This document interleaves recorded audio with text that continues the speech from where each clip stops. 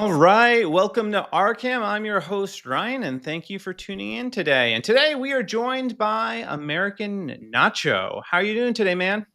I'm doing good, man. How you doing? I'm doing great, dude. So you recently appeared on Timcast IRL, dude. How was that? It was kind of surreal. The whole thing was pretty thrown together last minute, to be honest. Um, Sort of how I got, in the loop on that. But it was fun. They were super organized. Tim's good people. Um, the compound is crazy. The whole thing was like, I did a video on it after, of like, I have a video on my YouTube that's like, so I went on Tim Pool or whatever. And I go through the whole thing. It was like I felt like Mr. Bean at one point. You know what I mean? It's like everything that could go wrong goes wrong, like from getting there to even trying to leave. Then I ended up going to a wedding with Andrew Wilson and some other friends I knew. So it was just, the whole thing was just a wild ride from start to finish. So I like Andrew Wilson, man. I'm definitely checking out more of his content and enjoying some of the stuff he does. Actually ended up debating this kid Oliver that I debated on Jubilee, and he did way better than I did. yeah, And he crushed that kid, though. It was awesome. yeah. I think I saw some of that, but I don't think I finished the whole thing. I think that was on like whatever, right? Yeah, that was on the Yeah, Whatever podcast. Yeah, those things are so long. I can't make it all the that way through debate was them like sometimes, man. 5 hours long, bro. It Yeah, was they go five hard, dude. hours. I don't know how Brian does it. He goes for like 8 hours every time he streams. But yeah, that was a ton of fun. It was crazy because I was so sick too. I like That's what I'm talking about. Like as soon as I got the word, it was like less than a week till we were doing it. I don't even know who I was going to be on there with. We didn't know what the topics were for like a couple days out, so but it was a blast though. I had to do it, obviously get Yeah, up you get and that opportunity, you got to take it, man. So, what was yeah. like the experience? I guess just I guess debating or having this conversation with I don't know. I've seen that chick on several different videos before. She's been making the rounds. She's been on the Whatever podcast too, correct? Yeah, she's basically like Destiny's little sidekick. They argue a lot of the same talking points. She just doesn't do it as well.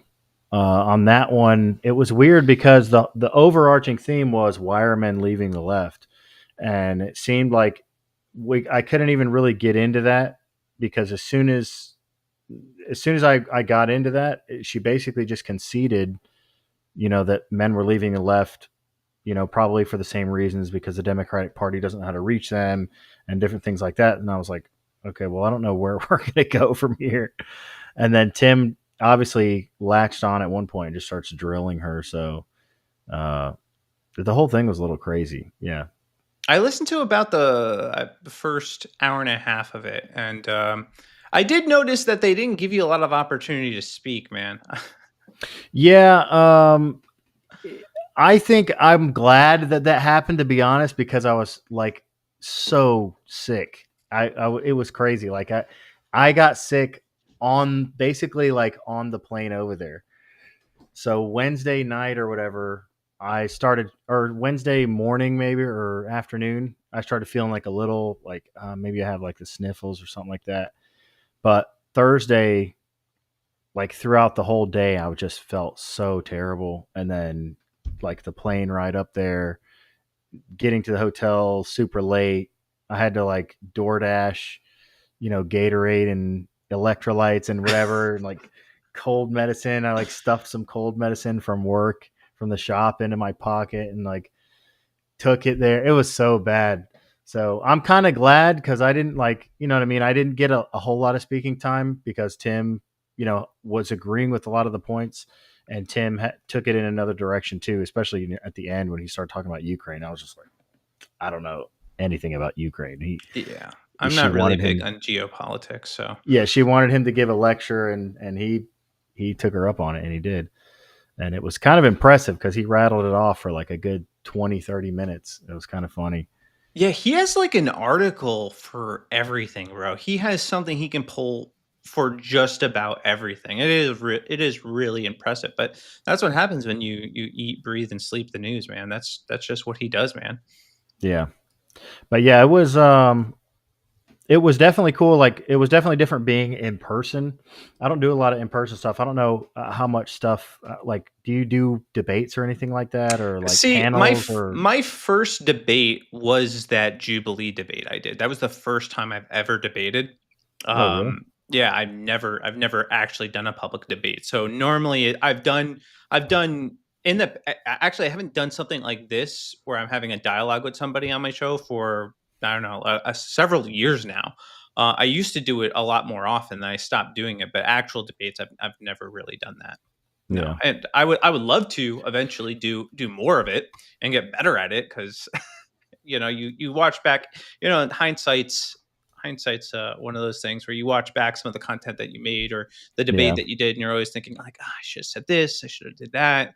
Yeah. Real missed opportunity there. And I look back on my Jubilee debate and I do think like, dang, I should have done better. But it is what it is. Yeah, I mean, I get a little bit of those feelings from going on here, but I think the good thing is that I didn't. It's not really that I did poorly. I just didn't get in there a lot. So I'm like, that's better than me like getting in the mix and then doing poorly or something too. So Yeah. I'm happy with it overall. Like it was a cool experience. Yeah. I think like with the debate I did in light of like I took a topic that I wasn't it was the topic that I was probably least knowledgeable out of all of those ones, and I had to defend it, and I thought I did good in light of that. And I spend a lot of time just I listen to people, so I'll stop, pause, listen, then respond. But I realize in that type of setting, you have to be far more aggressive. I actually think I would have probably done better in like a situation where you have like a couple hours and you can flesh out an idea, but in like 7 minutes, you got Yeah. to find middle ground. How the hell do you do that in seven Yeah. What minutes? was the one that you were It on? Because I was didn't even know is that because I met you on an X space, I think actually. Yes, yeah. It was is misandry more of a problem than misogyny? And I was arguing that it is more of a problem, and Oliver was taking the opposing position. Hmm. So Yeah, I'll have to check that out. I didn't even know that yeah, it because was pretty cool, man. I knew I caught you on a Twitter space or maybe a couple Twitter spaces, but I didn't know you were on Jubilee. That's pretty cool.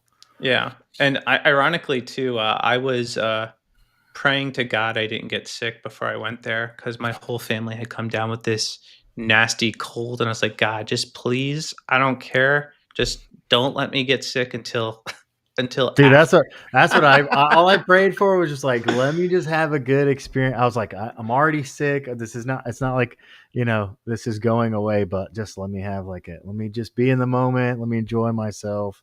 Let me not like make a fool of myself or anything like that. Yeah. So and it was fun. I actually skated there after too. Well, skated. So it was me falling down a lot on the half pipe. Hey, at So least they're you put supposed your to get best me effort this there. video because the guy was recording. So as soon as I hopped on the skateboard, he was like, he took out his phone and started recording, and I was like, dude, you need to send me those. And he said they were going to post them on the Boonies, which is Tim Pool's like skate channel. That's So I'm cool. waiting to see if they if they're going to throw them into like a montage or some clip thing or whatever. Uh, I'll probably text him again soon if I don't see anything in the next like couple days or something. But That's cool, it was man. just Well, me like busting my butt like 4 good times, like 3 good times, and then finally hitting because I never dropped into a half pipe before, and there was like a shallow one, and it wasn't too bad, even though I ate it so hard, like 3 times, dude. It was so bad. It hurt so bad. yeah, that reminds me of But my first time snowboarding. especially I spent the whole day falling. once I saw the camera out though too, I was like, dude, I can't have just like the video of me falling. Like I have to now. I have to succeed because he's filming. Like so, I was like, all right, I'm gonna give this like a good 5 tries or something like that. And if it doesn't work, then we'll call it quits.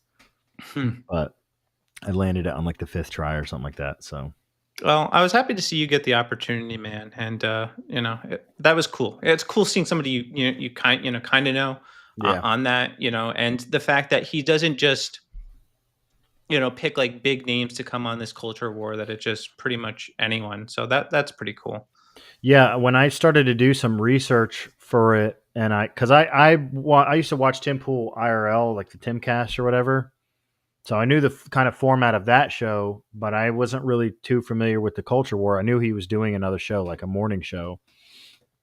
But when I started going back, I realized there were some other people that were a lot smaller too, and it seems like they were actually picking people from this some similar communities I've been in, because I've been in and out of the politics kind of sphere, debate panel scene, whatever you want to call it, since like 2020, 2019 into 2020, when I started kind of getting into it. And I mean, because I went out and I started doing like some live, I even did some live streams at like protests. I went to DC, I went to Million MAGA March, I went to Oh, January sick. 6th.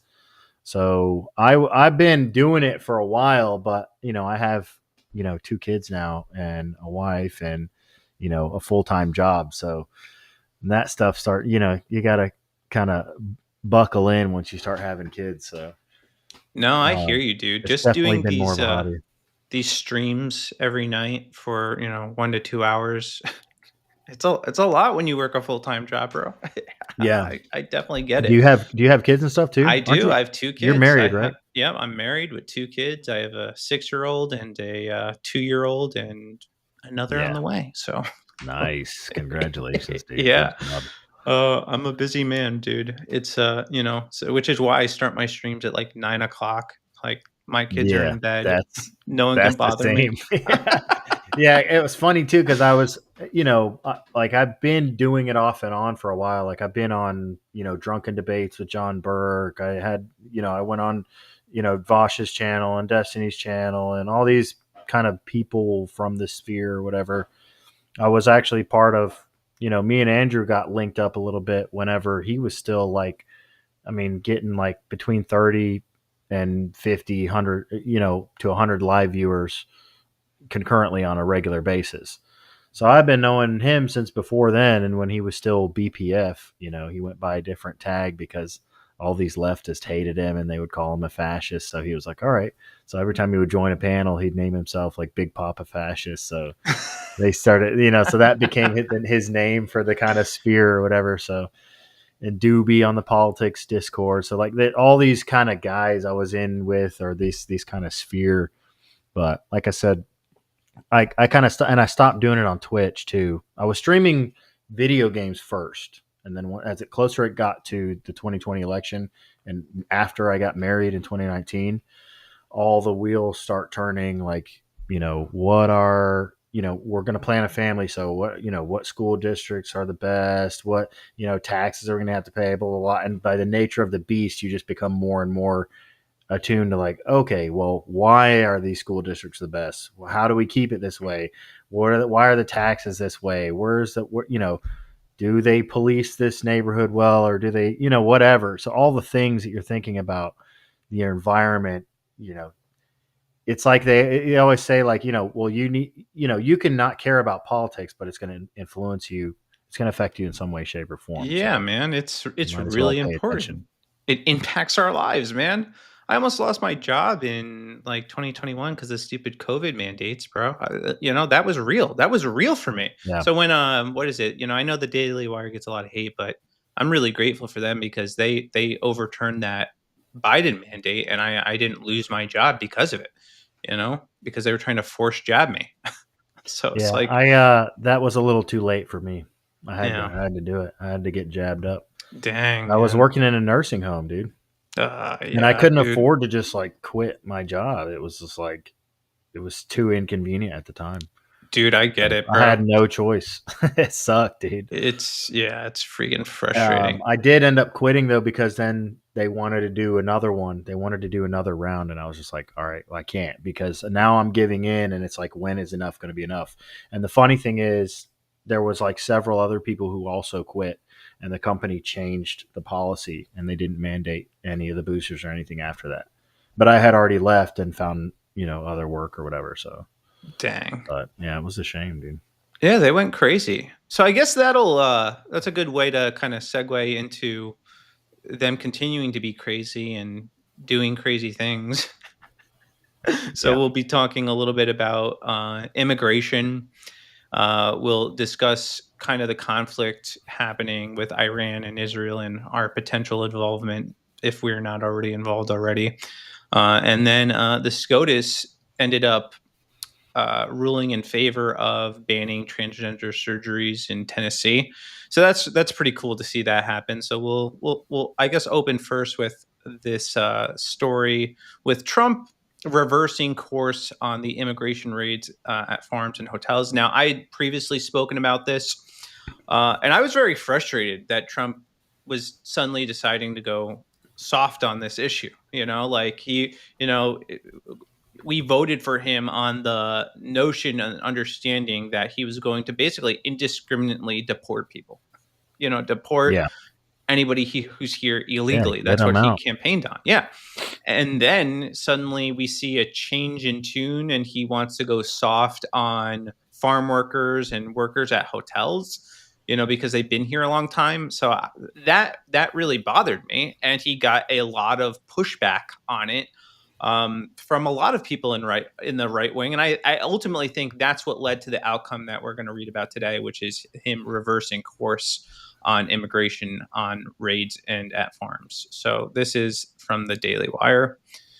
So the Trump administration is reversing course, reportedly telling agents from U.S. Immigrations and Customs Enforcement that they should continue to conduct immigration raids on farms, in hotels, and in restaurants. Yes, obviously. Obviously, this is the right move. Yeah, I mean, there's no doubt. I mean, basically, the way I see this is all of these corporations, all of these businesses, and Elon Musk was guilty of this. I don't know how much you were following leading up into this past election, but Elon Musk and Trump caught a lot of heat coming into the election because they were having some conversations like this.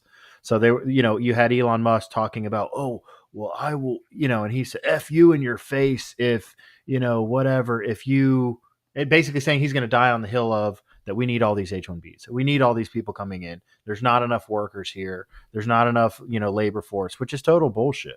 Yeah.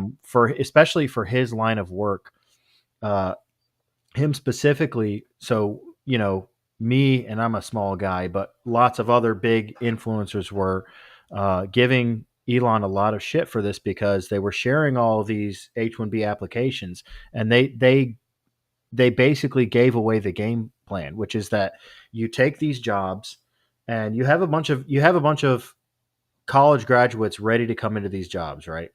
So people have been preaching programming, software engineering and development, whatever, for the past 10 years. I don't know. That's about how long I've been hearing it. Even since I was in Yep. school or leaving out of high school, they were starting to really harp on it. So there's definitely Americans in the field. And then on top of that, Elon Musk himself just fired, tons of people from X. And when he did that, Facebook, Meta, all these other companies actually followed suit because he was taking all the heat. When he started firing people from X and everybody was in an uproar about it, all these other social media companies quietly started firing tons of people. They just started cutting the fat. Even at YouTube, Google, everybody started doing it. So not only are there, hundreds of thousands of new college educated, ready to go, Americans coming into this field, then on top of that, there's this, probably 50,000 or more workers that you guys all just fired in the past, 4 years or so, that have job experience already in the field. So what are you talking about when you're trying to tell Americans that there's not anybody to work these? So then they found out that, okay, well, how does the H-1B visa process work? Well, you have to list a job for a certain period of time. And if it doesn't get traction, then you can apply for the H-1B visa. So what they were doing was, say, an engineering job or whatever, software engineering job pays out $104,000 a year starting or something like this, right? Somewhere Okay. between like 92 to 104,000. That's the average salary. So a college kid coming out of school with $250,000 of student loans isn't going to take it for anything less than that. And they know what the job should pay.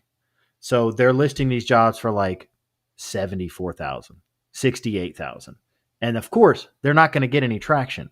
So then they're up for a certain amount of time. They pass the threshold. Now they're able to apply for an H-1B visa. Now they list it for an H-1B visa, and they bump it up a little bit. They bumped it up to like 84,000 or something, or like even 88 at the highest or something. So the reality of it is all these major corporations are just looking to cut fat from their companies. They're looking to cut that overhead, even if it's a small margin. They're just looking to drop that labor cost down. And when you really put it together, and you're like, and the same thing is happening with the immigration too. You know, they want to pay somebody $6 an hour to pick strawberries because it cuts their overhead down.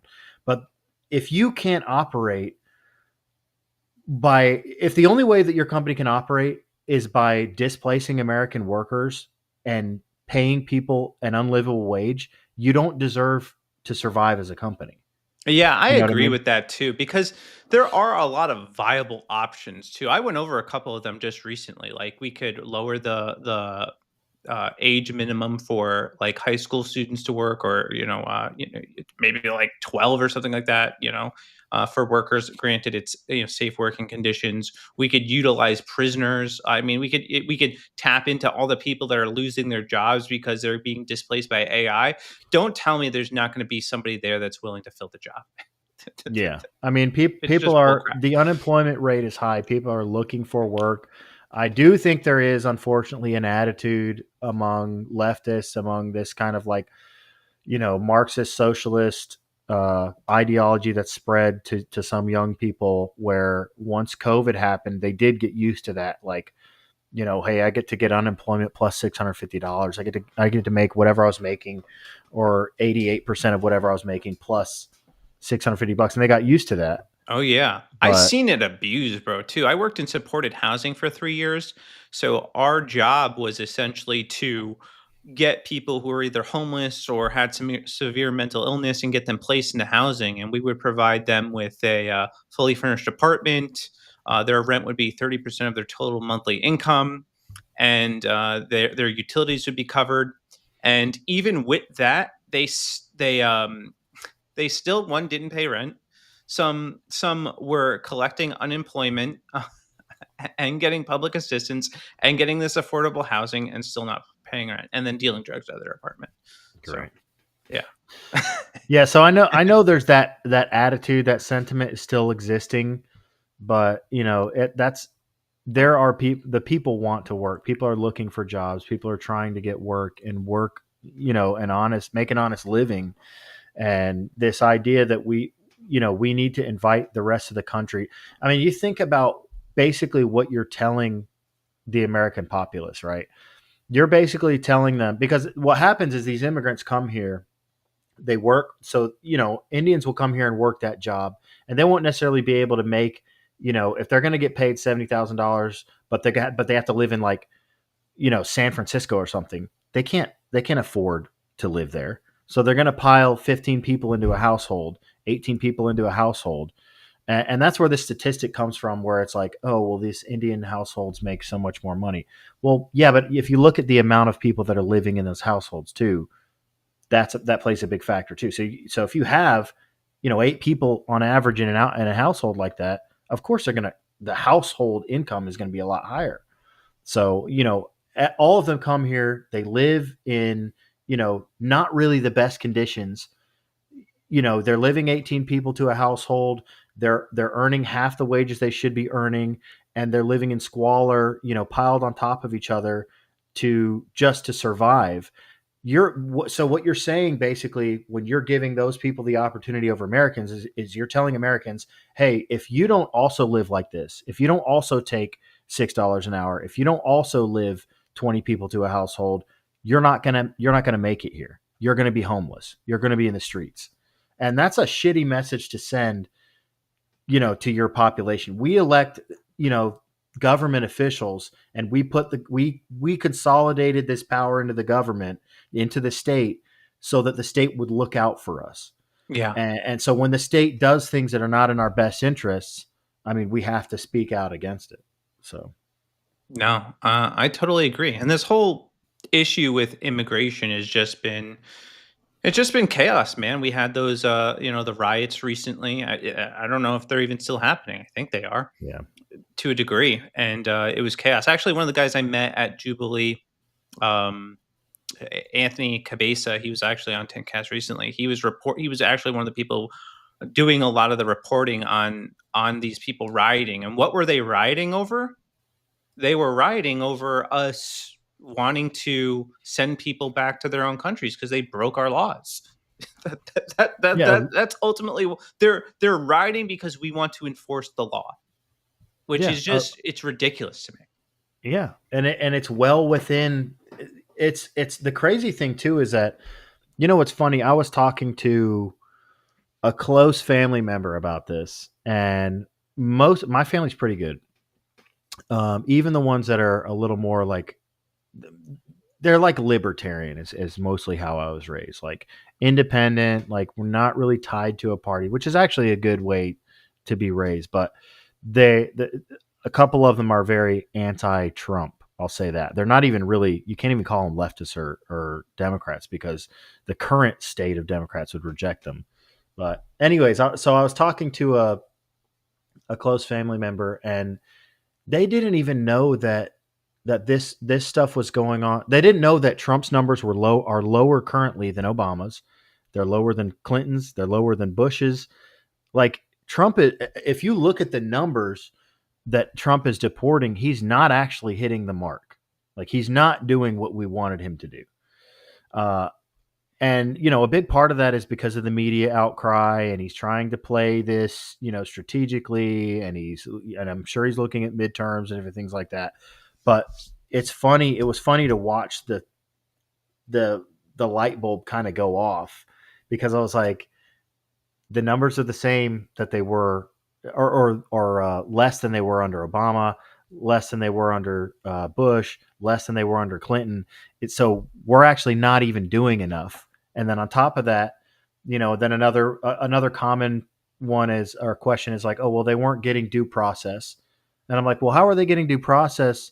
How are they not getting due process if we have videos of them being dragged out of the courtroom? Like, what do you think is happening there? Yeah, You we know, have this video right now. Well, it's a good time to kind of cue it up. Let's see here. Breaking, a hardworking, undocumented immigrant showed up to court, did everything right, Undocumented immigrant did everything. No, you did everything right. not Yeah. do everything right. And was ripped from his family on the spot. No warning, no mercy, just gone. He paid taxes. He believed in the system. This is how we repay him. It's disgusting. Give me 1 second. I will play this. All right.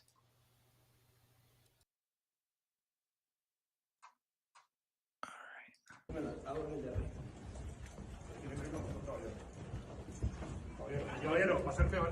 No, no proteger porque va.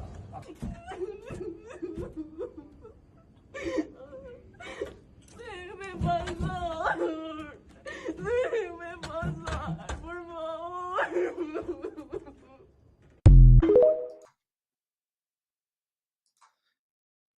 He did everything right. Yeah, everything except come to the country legally. What are you talking about? She was crying. and That means we need to abandon our immigration laws. right. That's the thing. I mean, I wonder, like, what if you know how there's like the joke about, like, what the dog that catches the car or whatever, the dog that always barks at the car. What do they actually do when the car stops? You know what I mean? That's what I wonder about these people. What if you just gave them the magic wand and you were like, okay, what would you do?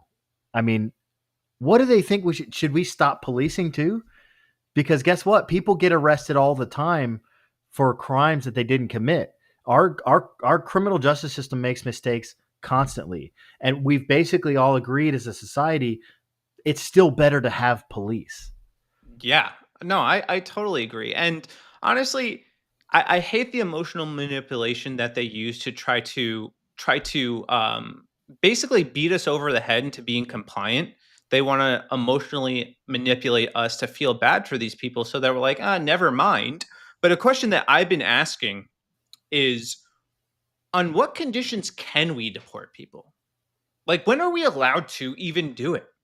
Right. according to you people, and they just can't answer it because the truth is there are no they don't want it, period. They want Yeah. these people to stay, and they will bring up every sob story in the book to try to manipulate us into feeling sorry for these people. And I think it's a Well, bunch of baloney.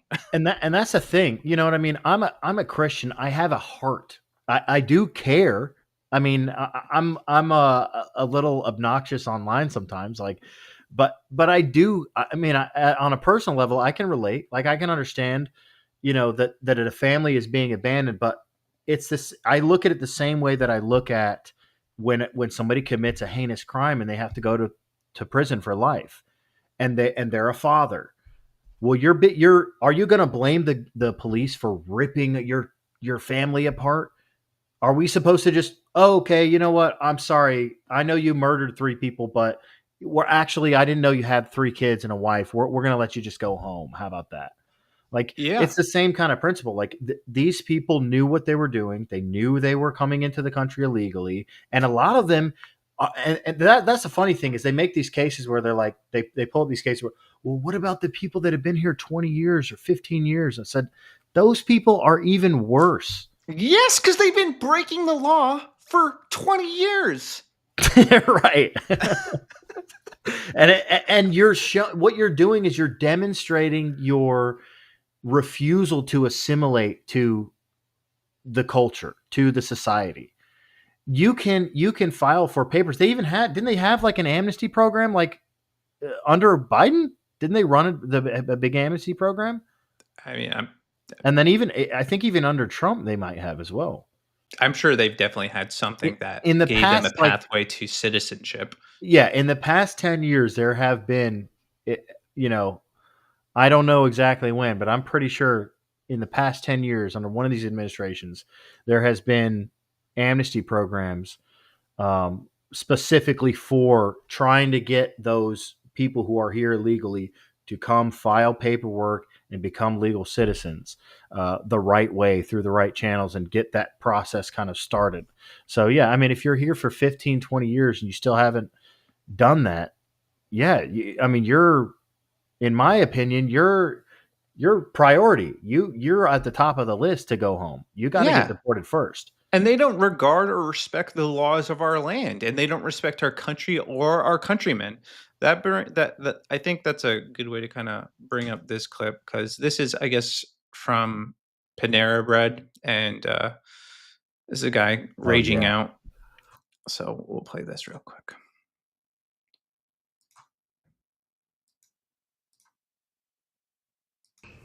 I am so sick of you foreigners coming to my fucking country and treating me like shit. This is my country. You are a foreigner on my fucking land. You fucking racist. You motherfucking racist. You piece of shit.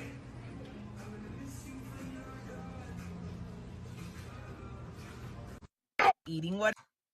All right, I don't want to see that video, but anyway, I feel it, dude. yeah, I feel feel it, it dude. too. The disrespect and disregard for our country's way of life. I could actually respect somebody, who wants to assimilate. And a lot of people will use the Bible as a means to kind of also guilt trip us and beat us over the head to accept unchecked immigration. But when foreigners are becoming part of Israel, according to the Old Testament, when they're taking in the foreigners, there's an expectation that they are getting circumcised and following God's ways. Yes, keeping his commandments, they are forced to obeying assimilate the laws of the land. That is the expectation. Christians don't talk about that, but that is exactly what God expects. If you're going, that's the principle there. So if you're going to come to our country, then you need to assimilate. Yes, and even more than that, that's the funny thing too, is when people try to, well, you're just being a whatever you are, a nationalist and blah blah blah. I'm like, well, yeah, I am. I'm an American nationalist. I'm a Christian nationalist. I want people to come here and assimilate. I don't want people to come and bring their traditions. I don't want Muslims coming here. You know what I mean? Like, I don't want you coming here and bringing your culture to it in an attempt to change the culture that's here. If you want to be here, you need to come here and demonstrate that. You need to come here and you need to change. You need to accept our culture as it is. And the funny thing that I forgot to mention about the first video that you played before that one, the one where the guy's getting dragged out of court and it's, dramatic. They're all speaking Spanish. Yeah, Throughout the entire video, they're speaking either. Spanish. Like, that is even more just demonstrates the point that these people are unwilling to assimilate. They do not care about conforming to the society. And furthermore, the left and the Democrats have started to sort of celebrate this. And unfortunately, as much as I actually like JFK for a lot of reasons. He was like probably one of the last true America First presidents and America First Democrats at that. But unfortunately, like in his book, what is it called? A Nation of Immigrants, I think. He is one of the proponents that he wanted to push the American government has always been open to immigration, but we were focused on Western European immigration first. Like, that was kind of like prioritized and I don't think there's anything wrong with that. I think the reason we prioritize that is because they fit in the easiest. They shared common values. It was like they were the closest match to the puzzle piece. They fit in well. They assimilated well. They learned English. They learned the law. For a long period of time leading up to World War II, I think for about 100 years or something like that, a very long time, almost from the conception of the country, the second most common language in the country was actually German, not Spanish. So, and JFK was unfortunately part of that problem, so to speak, in the sense that he thought it was wrong that we prioritized European immigration, and he thought that we should open it up to more of these countries in third world and different things like that, and we should basically allow more in. And I don't necessarily think there was anything wrong with us prioritizing Western European nations and also allowing, because it's not like we didn't allow that. It's just that we focused on this group because they fit in easiest with us. Yeah, that makes sense. We got Yashir in the chat. Hello, man. Hope you're having a good day. Yeah, and when you allow all these people to come in and there's not that assimilation process and they're bringing their culture, their values, everything they stand for, it starts to dilute essentially your own country. And then you don't have anything unifying you anymore. You don't have common values. You don't have a shared heritage because you have people coming from all over the world in all different places that have their own values and their own belief systems that they're bringing to you and trying to impose it on your nation. And I think the results have been disastrous. Did you see the what was going on in Texas with they were trying to build like basically a Muslim compound? It was like a $4.2 billion project or something like that. They actually stopped. They halted the sort of the progress on it, but this was a big thing. I don't have it pulled up or anything, but I don't know if you can find it. But it's a huge project. They were trying to build this basically compound to where Muslims could come in and they could live and basically be under Sharia law. And it's a huge thing. And I think Governor Abbott has temporarily stopped it, but this is kind of the trouble that you run into when you just kind of celebrate, like the idea of celebrating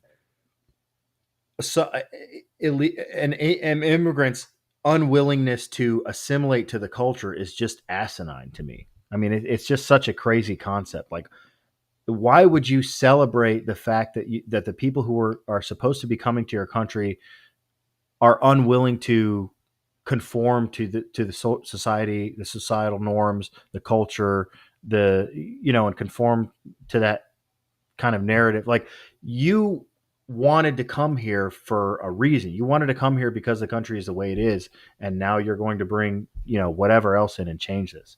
Yeah, Yeah. see what this is. Yeah. So they were calling it Epic City.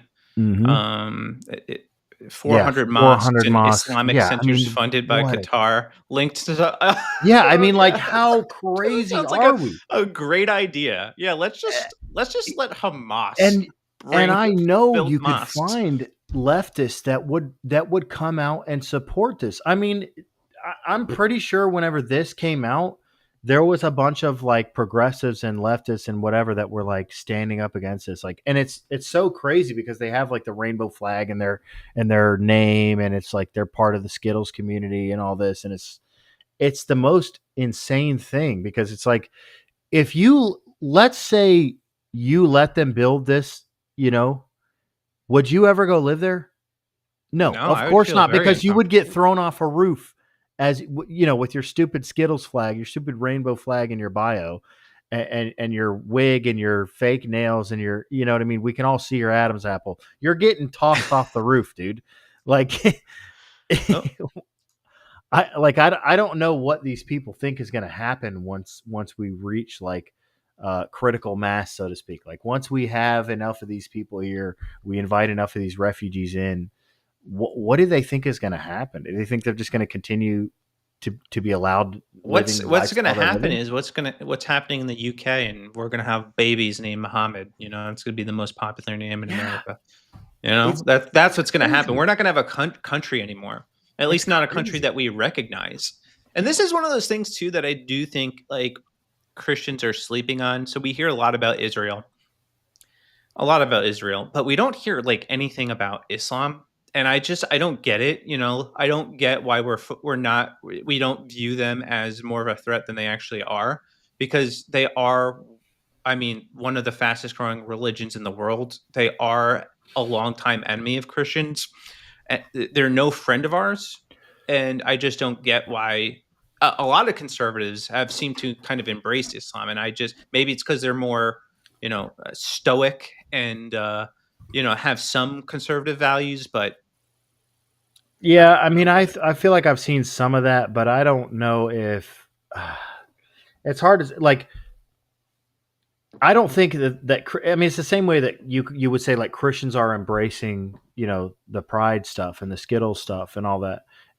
I don't think that I don't know how to say it's some kind of I'm sure it's some kind of like logical fallacy, but it's basically like if you say if I said like well innocent people or innocent men are more dangerous or uh, whatever, and it's because this one guy he went out and he killed a bunch of people. And I'm like, well, by the nature of what he did, he's no longer innocent.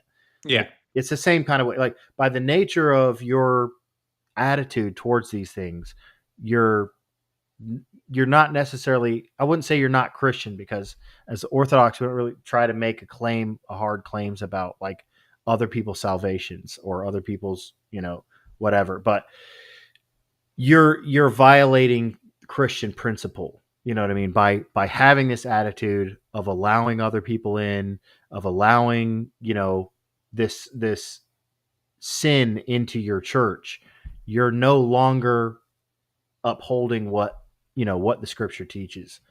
So it's kind of hard to parse out. I don't understand how these people can square that circle. yeah. I don't get it either.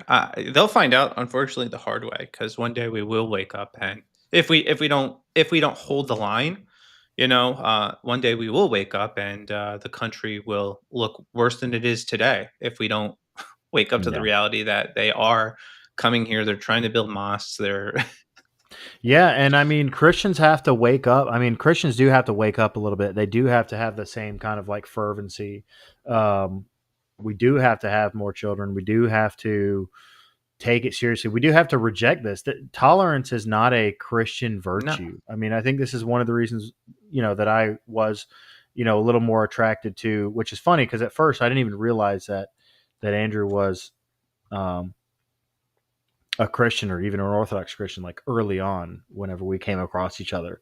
But later on, I was actually already kind of in my study of, Christianity, trying to find, a stronger foundation, because my wife was pregnant, with our first child, my son, and I was just like in overdrive. I'm just like, okay, I got to get serious about my faith. Like, I was going to a Mennonite church, or like a more Protestant church, non-denominational, and I just started reading the text. And then you get to the part where it talks about there is a church that was passed on to Peter and Paul and the disciples and the apostles, and I was like, okay, well, what happened to that church? Because and I started to find out, like, what, and then I'm like working my way back from, Protestantism, which is like this shotgun blast out from the Great Schism, which is like, Catholicism splitting from Orthodoxy, and then after that it's just like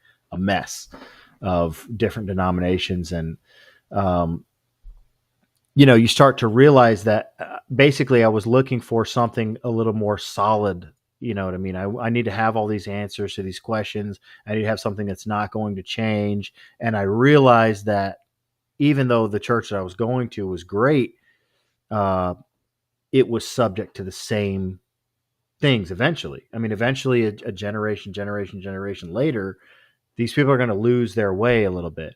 And this idea that tolerance, unlimited tolerance, this turn the other cheek.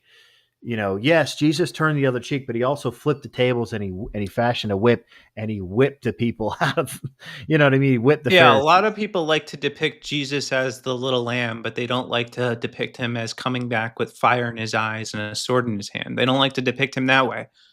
Exactly. So, I was looking for, and I think a lot of men today are actually, looking for, especially Christians, that more of like a leader, a sort of a patriarch, holding on to like the traditions of humanity, really. I mean, because this goes back to the roots. I mean, what happens tomorrow if all this stuff kicks off, and we're really in World War, or things are going crazy? Nobody really cares. Nobody's going to care about their pronouns. Nobody's going to care about your blue that's hair. all going to go out the window. They're not going to care about what sex, gender, what you practice in the bedroom. Nobody's going to want to hear about any of that crap. They're not going to really care even what color you are. I mean, it's going to, when it hits the fan, I mean, all that stuff goes out the window. And you really just need to be able to find out, like, on a core level, like, who your allies are and who your enemies are. And these people are going to find out eventually. It's just, hopefully they don't, I guess, because hopefully we Christians can turn this around. But I mean, yeah, if it goes the way that they want it to go, that they advocate, and they're kind of being the catalyst for, I mean, yeah, they're going to find out the hard way. Yeah, one of the things I do take heart in, like being a Christian and being rooted in, biblical truth, is that the gates of hell will not prevail against, Christ's church.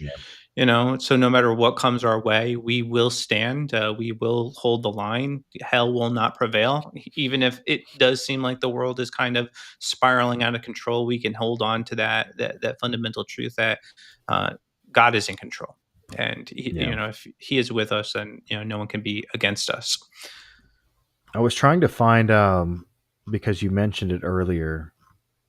I'm having a little ADD here, but about the UK thing, I was actually going back and forth with a guy. I'm hoping I can find it quickly, but basically about the Muhammad being the first, the most popular first name in the country, and different things like that.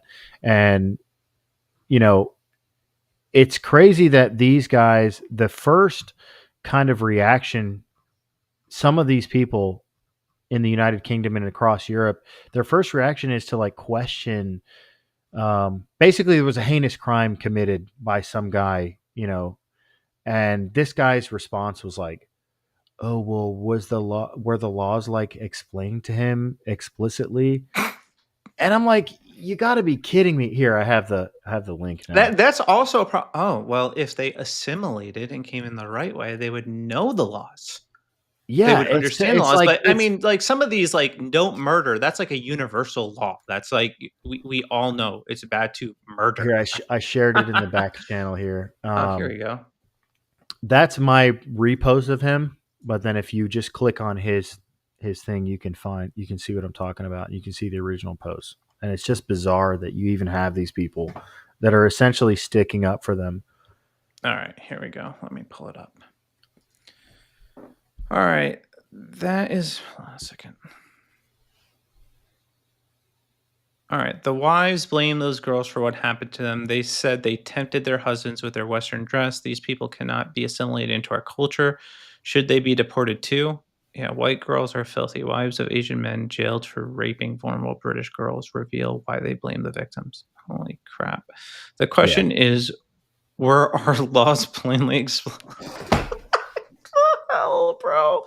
And so that's what, and then if you go back to my post, like, yeah, this is why you're all going to be Muslim in the next 20 years. I mean, it's like inevitable at this point. It's conquest. Honestly, You know it is. what? It's how they're conquering. It's not the the way that it used to be, where you come in with an army, or at least a identifiable army. They're doing it through reproduction. They're doing it through exploiting our own country's laws against us and using it in their favor. Yeah, let me find. I'm trying to find this. Here it is. I got a perfect one for this. And the crazy thing is that this video is 16 years old. Here, I'm gonna put it in the back chat. It should only be a few minutes. It may be like 6 minutes or something like that. I think it's not too long. A second here. Let me get this pulled up.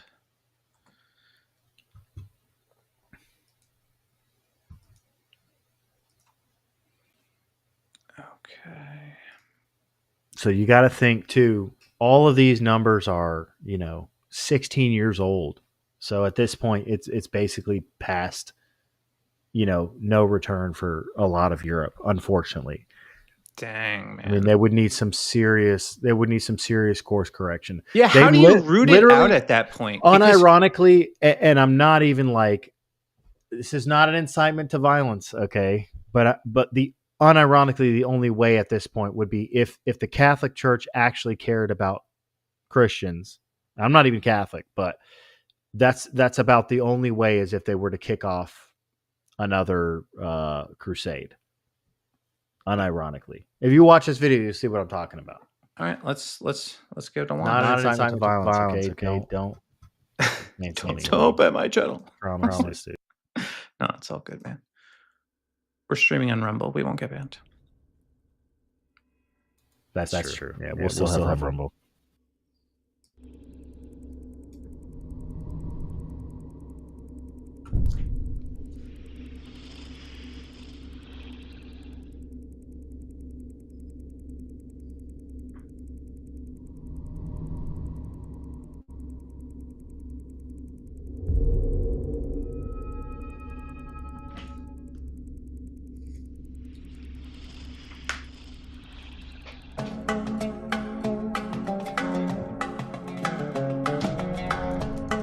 According to research, in order for a culture to maintain itself for more than 25 years, there must be a fertility rate of 2.11 children per family. With anything less, the culture will decline. Historically, no culture has ever reversed a 1.9 fertility rate. A rate of 1.3, impossible to reverse, because it would take 80 to 100 years to correct itself. And there is no economic model that can sustain a culture during that time.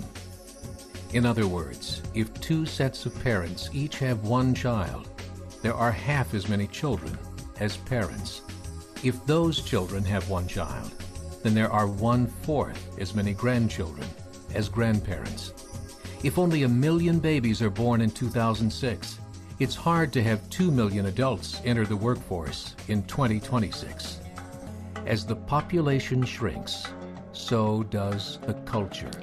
As of 2007, the fertility rate in France was 1.8, England 1.6, Greece, 1.3. Germany, 1.3. Italy, 1.2. Spain, 1.1. Across the entire European Union of 31 countries, the fertility is a mere 1.38. Historical research tells us these numbers are impossible to reverse.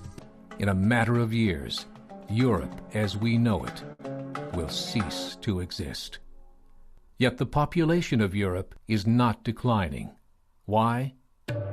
Immigration. Islamic immigration. Of all population growth in Europe since 1990, 90% has been Islamic immigration. France, 1.8 children per family. Muslims, 8.1. Wow. In southern France, traditionally one of the most populated church regions in the world, there are now more mosques than churches.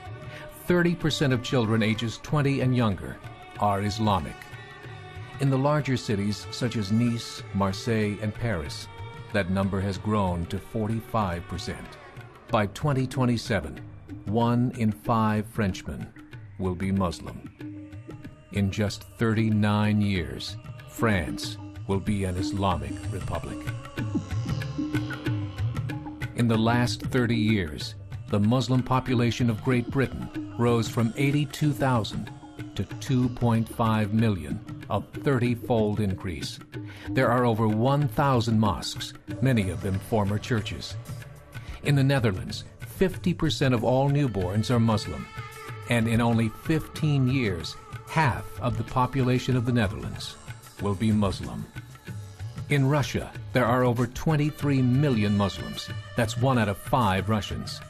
40% of the entire Russian army will be Islamic in just a few short years. Currently in Belgium, 25% of the population and 50% of all newborns are Muslim. The government of Belgium has stated 1/3 of all European children will be born to Muslim families by 2025, just 17 years away. The German government, the first to talk about this publicly, recently released a statement saying, "The fall in the German population can no longer be stopped. Its downward spiral is no longer reversible. It will be a Muslim state by the year 2050. Muammar al-Gaddafi of Libya said, "There are signs that Allah will grant victory to Islam in Europe, without swords, without guns, without conquest. We don't need terrorists. We don't need homicide bombers. The 50+ million Muslims in Europe would turn it into a Muslim continent within a few decades." There are currently 52 million Muslims in Europe. The German government said that number is expected to double in the next 20 years to 104 million. Closer to home, the numbers tell a similar story. Right now, Canada's fertility rate is 1.6, nearly a full point below what is required to sustain a culture. And Islam is now the fastest growing religion. Between 2001 and 2006, Canada's population increased by 1.6 million, 1.2 of those immigration. In the United States, the current fertility rate of American citizens is 1.6. With the influx of the Latino nations, the rate increases to 2.11, the bare minimum required to sustain a culture. In 1970, there were 100,000 Muslims in America. Today, there are over 9 million. The world is changing. It's time to wake up.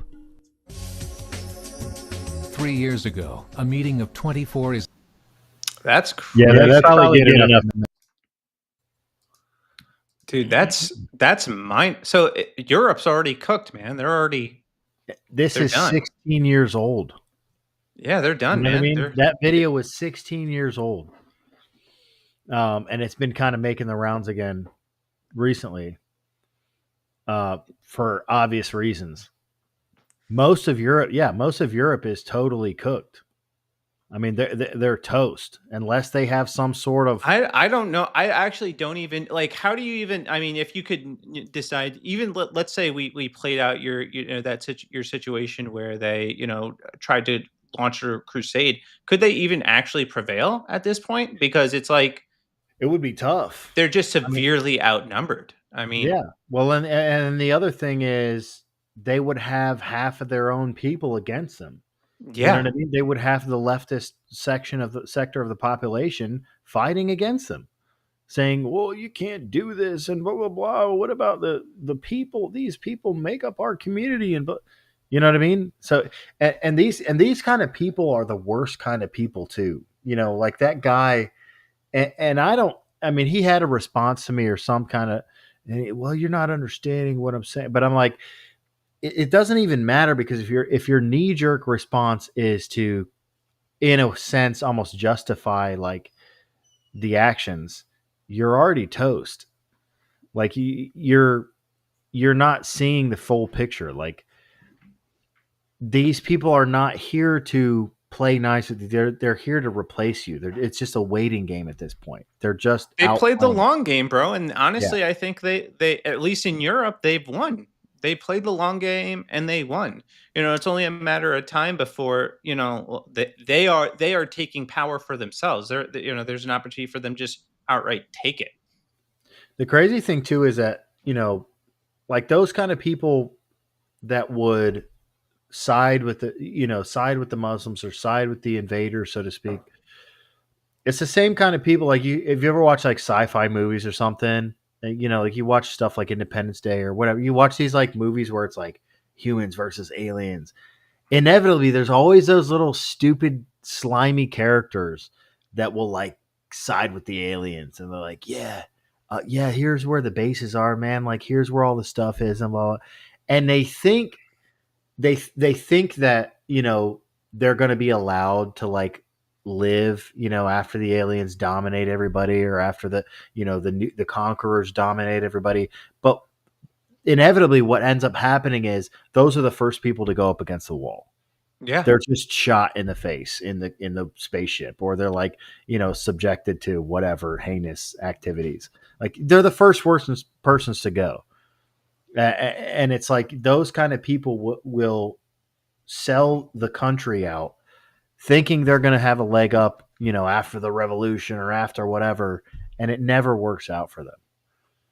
Yeah. And that's part of the reason too. It's like we got to get past the point where we stop letting people emotionally manipulate us. Unfortunately, it still works. So I just want to play this video from Joe Rogan real quick because I do think it's relevant.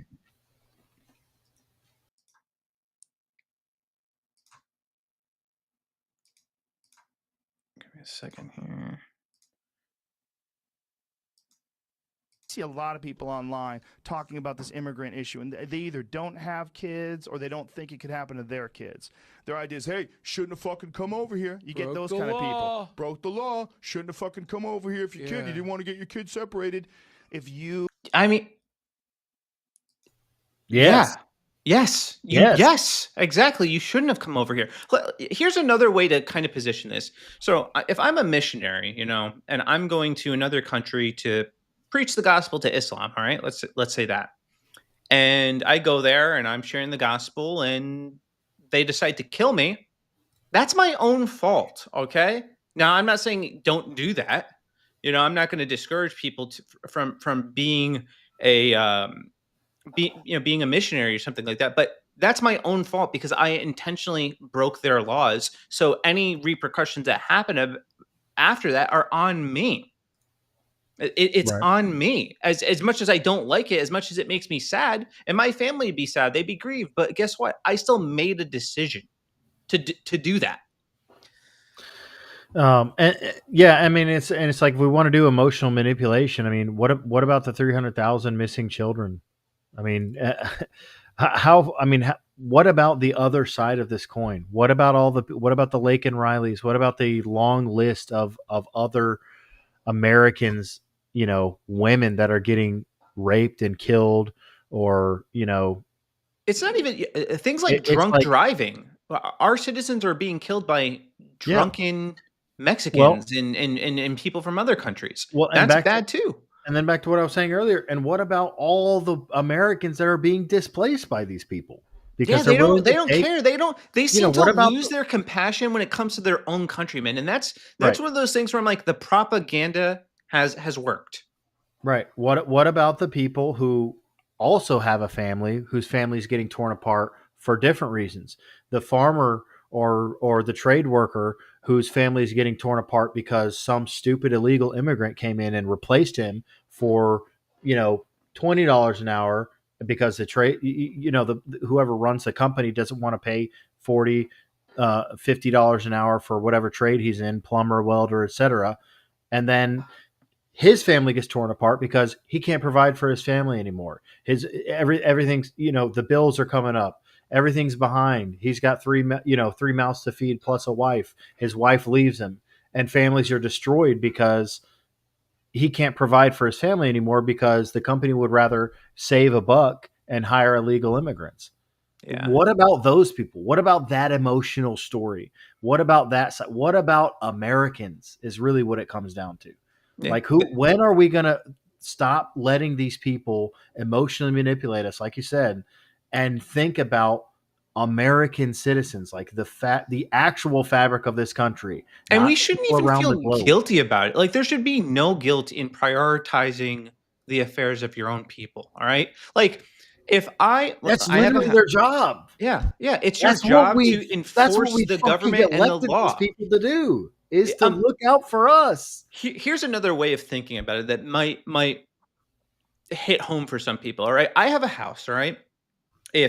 If I was letting, people from the next town over stay in my house and they started violating things in my house and not listening to rules of my house, I should be allowed to get rid of them. And any sane person would get rid of them. But basically they're saying, well, you should feel bad for them, even though they're, robbing you blind and destroying your house and destroying your family. You should just be okay with it. You should accept it.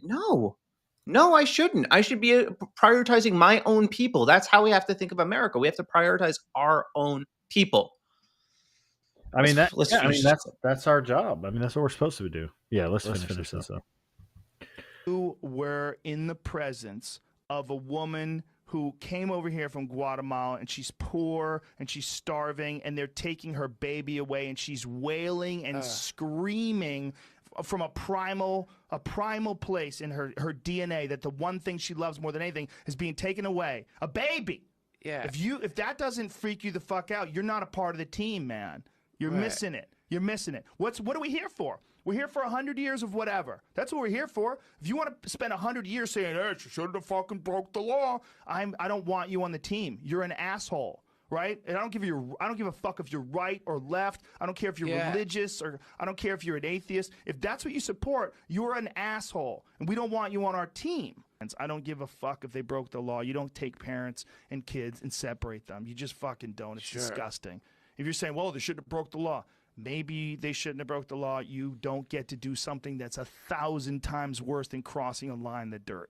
That fucking imaginary line in the dirt, crossing that is nothing in comparison to your crime of stealing a baby from its mother. That's fucking insane. The framing is just dog shit. You know what I mean? It's emotional manipulation, like I've been saying. Exactly.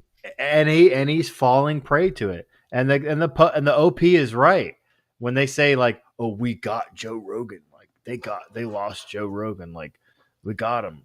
Yeah, because you guys are using, manipulative tactics like this.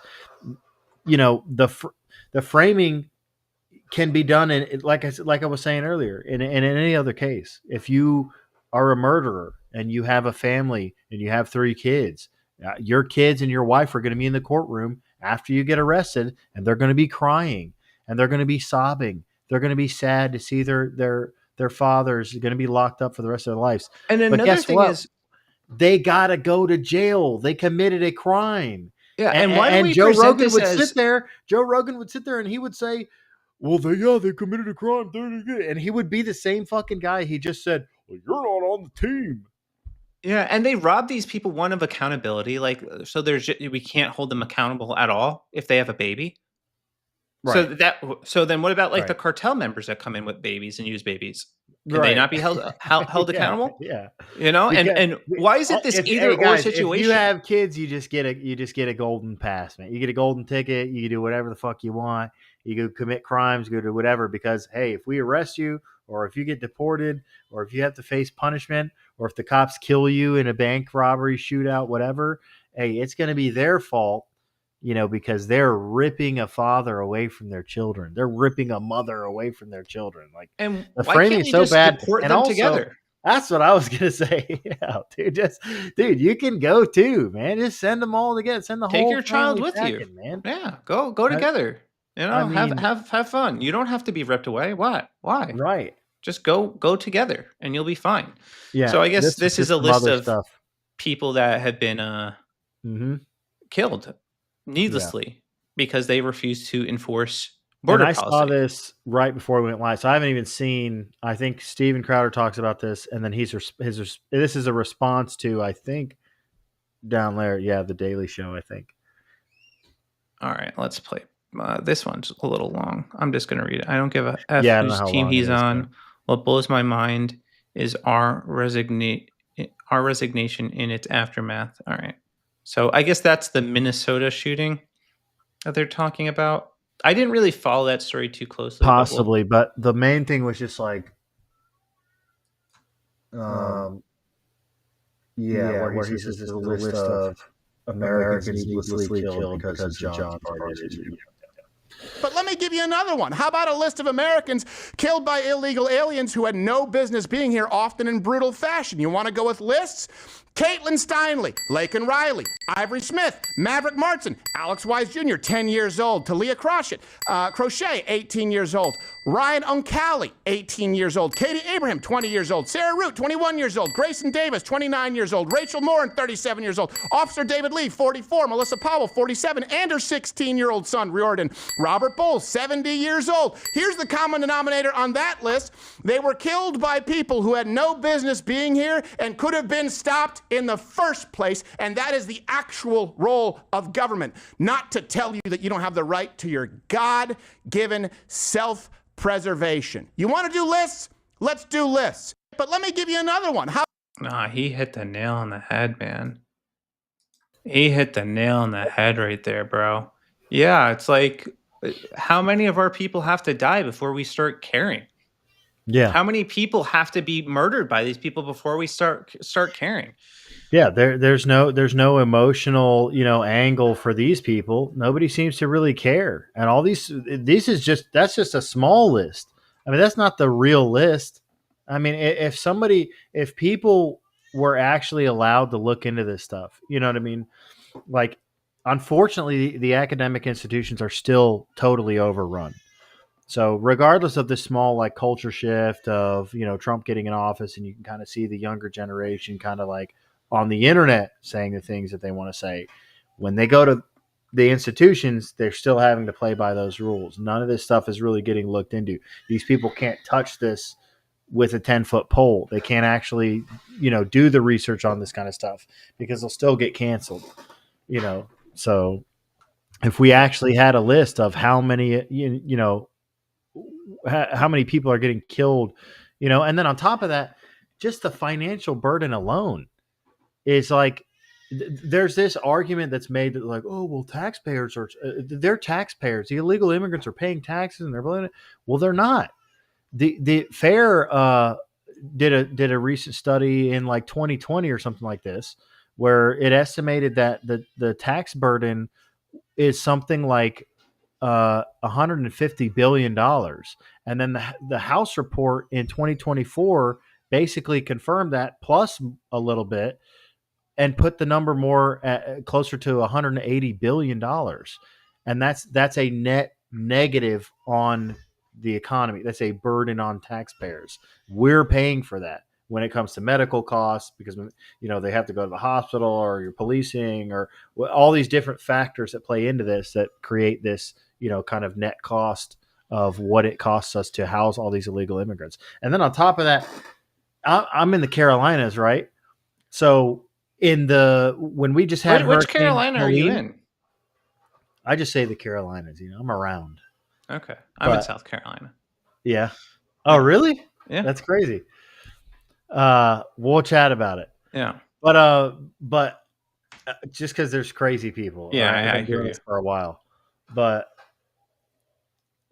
we just had Hurricane Helene, as you know, and then we find out that FEMA was being used to pay for housing illegal immigrants under the Biden administration. Oh, And we've yeah. been draining the budget of FEMA, which is for natural disasters, to house illegal immigrants. I mean, and it's estimated that the cost, especially in some of these blue states where they're really like amnesty and all this other dumb shit, that they're somewhere in the ballpark of like $60,000 a year is what they're paying for these immigrants, because they're giving them stipends. They're paying between the cost of housing and the food that they're giving like, cards that are packed with money so they can go get groceries, or they can go wherever. They get their medical benefits taken care of. Like, we've got veterans. My stomping grounds when I was growing up was, I used to work at a restaurant in like Chimney Rock on Lake Lure. That whole place is leveled and gone. You know what I mean? We got people buried. Especially in like Western North Carolina, they're going to be rebuilding for another 5 years. Yeah, I actually went up to Black Mountain in North Carolina. I did relief work out over there with a group called Red Truck Men. But yeah, I mean, what happened there was horrific, and FEMA was largely not responding to 80% of the claims there, I think is what they were telling me on the ground. And then when they did this weird thing where they were like hoarding supplies. They did this like DEI, like, oh, well, these supplies are for like black people and women and like Hispanic or like diverse. And I was like, what are you talking about, dude? How about help the people that you can help? Like, that's the craziest thing is like, even when it's evil. That's evil. Some of these people still can't let it go. A lot of the people that we ended up helping out there, like I actually could think of like 3 of the people that we went and did like, like chopping down trees and removing trees and helping. They were probably LGBTQ. I didn't care though. I wasn't discriminating on people who, you don't agree with me politically, I'm not going to help. No, you don't do that. It's sick. And I don't know if you were paying attention, but when they were talking about clearing the roads out, like, oh, it's going to take us probably a year to get these roads rebuilt. And guess what happened? All the blue collar workers, the farmers came out in droves. They brought tractors out and they cleared and regraded the roads themselves. They cleared the brush out. They graded the roads, put down gravel, and they built the roads in like 2 weeks. They had drivable roads in and out of these areas. And I guarantee you, all those LGBT Skittles community were like, at the feet of these guys. They're at the mercy of these guys. All these people that they would otherwise, in the past 4 years condemn and say, these people need to be re-educated. These people aren't this. They're not that. They're, not hospitable to, they hate us and blah, blah, blah. And those are the people that are there to save your ass when you really need it. Yeah, totally. And I think they're using a lot of propaganda to try to change people's minds, especially when it comes to immigration. I just want to play one clip, and I think we'll move on to the issue happening in Iran. But we can stick on immigration. I know we got plenty to chew on. So yeah, no, I'm good with that, bro. I don't really mind either way. I've got at least another hour and a half or so. Sweet. So, all right, let's play this though, because I find this hysterical. So Democrats are really running. Trump is coming for your Latina girlfriend. Yeah, I saw this. This is hilarious. Did I send this to you, or did we both? No, I sent this to you. Okay, great. But we probably both saw it. I saw it on my feed earlier, and I commented on it, I think. All right. I had a really good time today. Yeah, me too. I really look. What are you doing? She's coming with us. What are you talking about? Who are you? I'm your Republican congressman. Now that we're in charge, we're rounding up illegals. She was born here. She's a citizen. I don't care. She looks like one of them. But don't worry. When she's in prison in El Salvador, she'll have lots of company.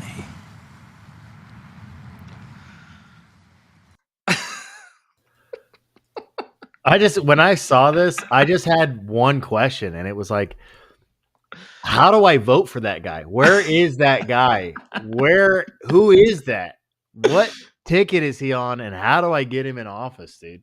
I gotta tell my wife, because she's Latina, that she's in trouble. Yeah, she's in trouble. Sorry, honey. What are you? You're something. I'm Latina. I'm in trouble, bro. Yeah. I'm You Peruvian, guys bro. are both going, dude. Yeah, Peruvian? I'm doomed, man. I'm doomed. They're gonna kick down my doors and rip me out of my house. It's They'll leave my daughter though, over. because she looks like mostly white. It's so weird. Yeah, it's the same. I'm Spanish, but there's definitely a little back in the tree somewhere. There was some.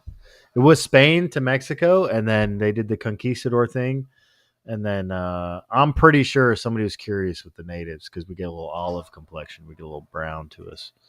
Yeah, obviously I don't work outside anymore, so I wonder if this actually, like, if somebody sees that and they're like, oh yeah, they're doing that.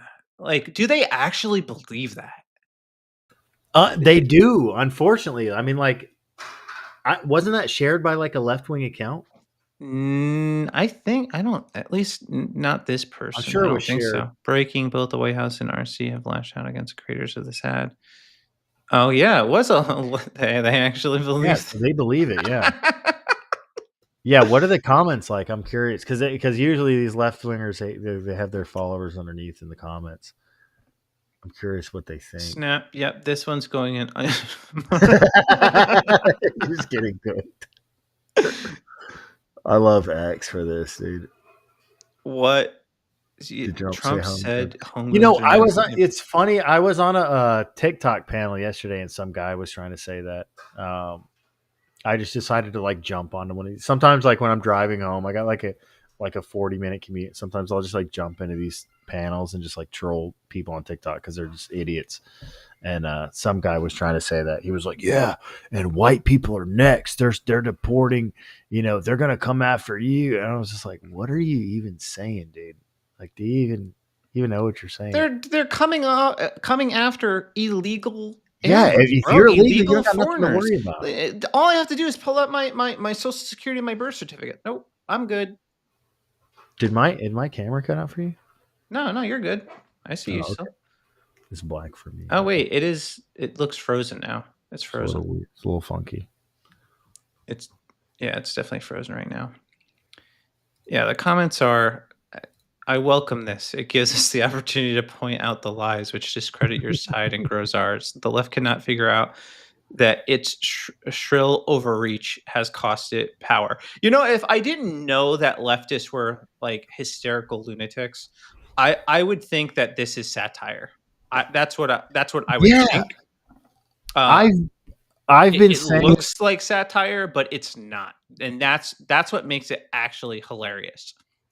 Yeah, and I've been saying this for like, it feels like the past like 5 years or more. I just keep all this stuff that we just keep seeing, and I'm like, this is stuff you would see on, you know, a Saturday Night Live sketch or something. I lost your video. Yeah, I'm trying to see. It's working on my computer. Oh. Let me just disable it and enable it again.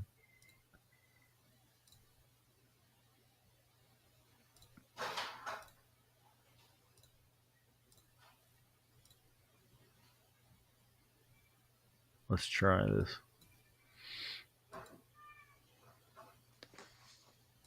Well, now it's not working all together.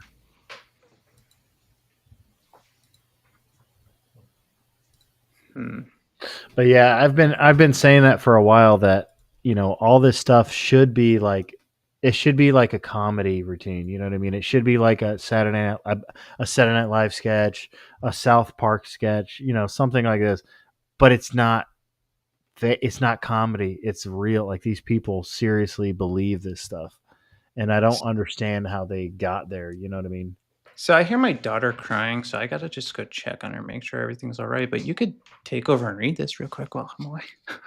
I can, yeah. I'm going to try to fix my video, actually, see if I can do that. All right, I'll be right back. All right. A quick intermission, guys. Can we fix the camera? Yes or no?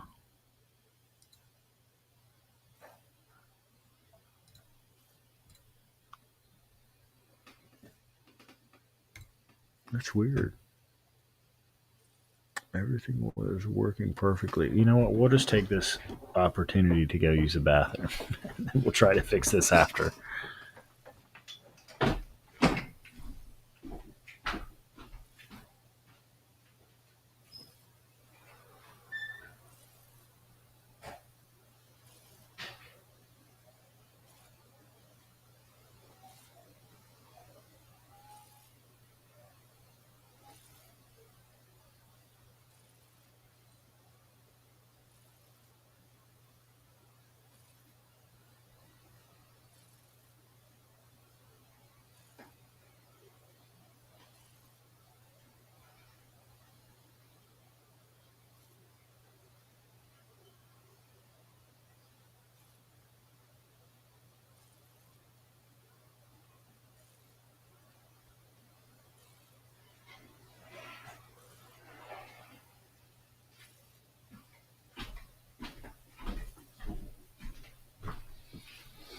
All right.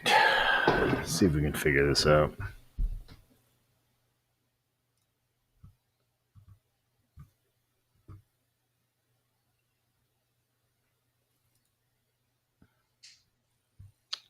Is it working on my end?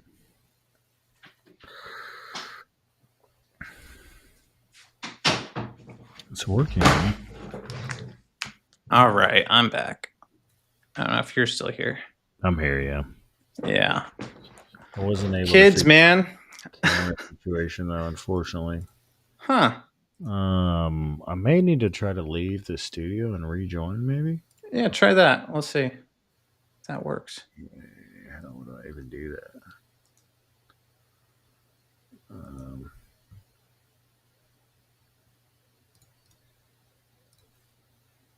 Hold on. Give me a second. I can. Okay. All right. Yeah, my kids were wigging out. My daughter is having a little breakdown. Yeah, but I had to comfort her. That happens sometimes. Okay. All right, you're I think we fixed it. sweet. Maybe. Is it I working? think so. All right, we got it. But yeah, I didn't get a chance to read that. I was trying to fix it, and then I just went to the bathroom because I gave up. That's okay. Yeah, both my daughters are awake right now. They definitely should not be. The 2-year-old especially should not be awake, but she sounds like she is wide awake right now. All right, let's read this by Andy now. A Latino radical leftist and Antifa supporter has been charged with the murder after a man shot at Salt Lake City No Kings protest died from his injuries. Arturo Gamboa, wearing all black, allegedly had a rifle. A No Kings liberal peacekeeper volunteer with bad aim tried to taking out Gamboa, but instead fatally wounded a bystander. Efa Halu, picture below, died. Suspect Gamboa only suffered a graze. The peacekeeper has not been named, and police will not have not stated if he will face any charges. So, what a mess, dude. Antifa. Yeah, this No Kings protest has just been ridiculous. It gets even more ridiculous too because these protests. This is another thing I thought was satire. They spread to Roblox, which is like a children's game. So this is shared by Taylor I Lorenz. saw some of those. Dude, I thought I did think this is a joke. I was like, there's no way this is real. Dude. And I searched her Twitter feed and it's real. On Monday, I reported on an anti-ICE protest taking over Roblox. One of the kids I interviewed texted me this morning to share that the Roblox protesters are now facing police violence. Hello, I was in a Roblox ICE protest, but then we all got shot by the police.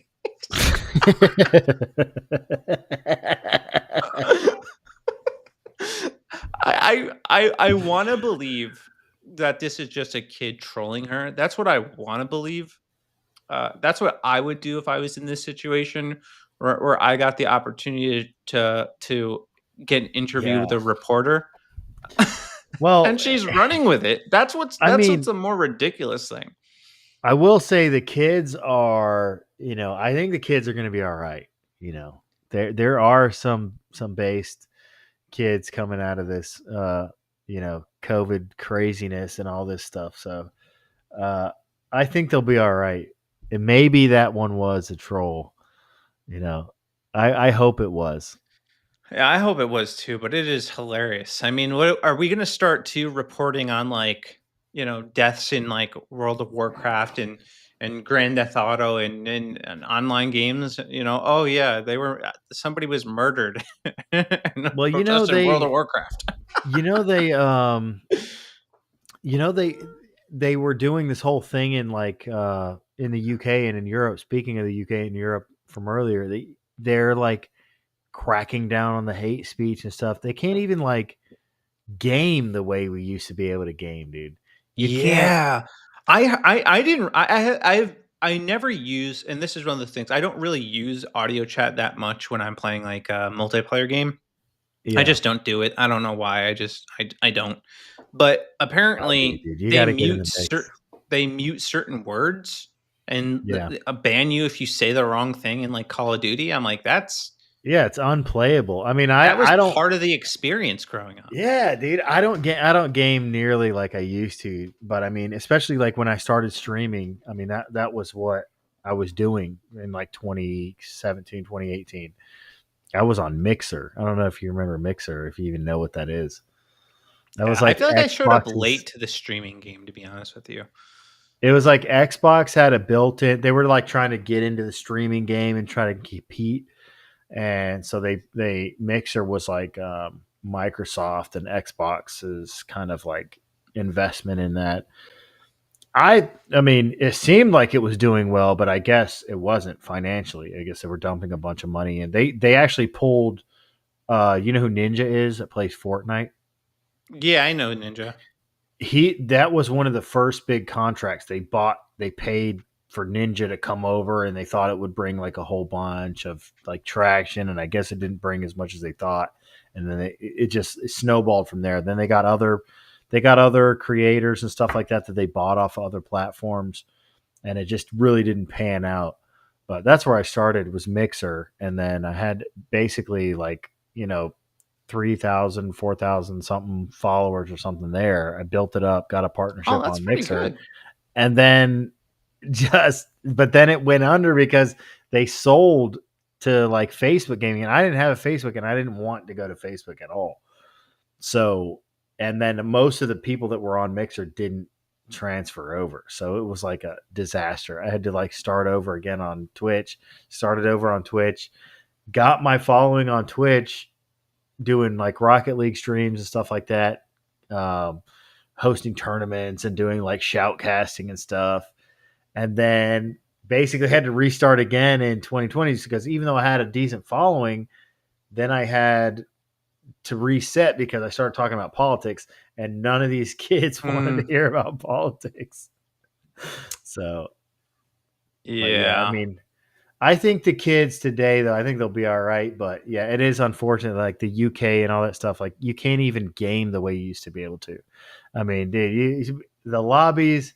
I don't know how how into gaming you were. Like if you say you weren't in voice chat and stuff, but like when I gamed on like Halo 2. Friends. Yeah, I played Halo 2. We did use voice Halo chat 2, a little bit. 3, whatever. Like those lobbies, Call of Duty, Black Ops lobbies were like crazy, dude. I mean, you get in there after, and it was just smack talk. Everybody's trash talking. It was, shut up, you little nerd.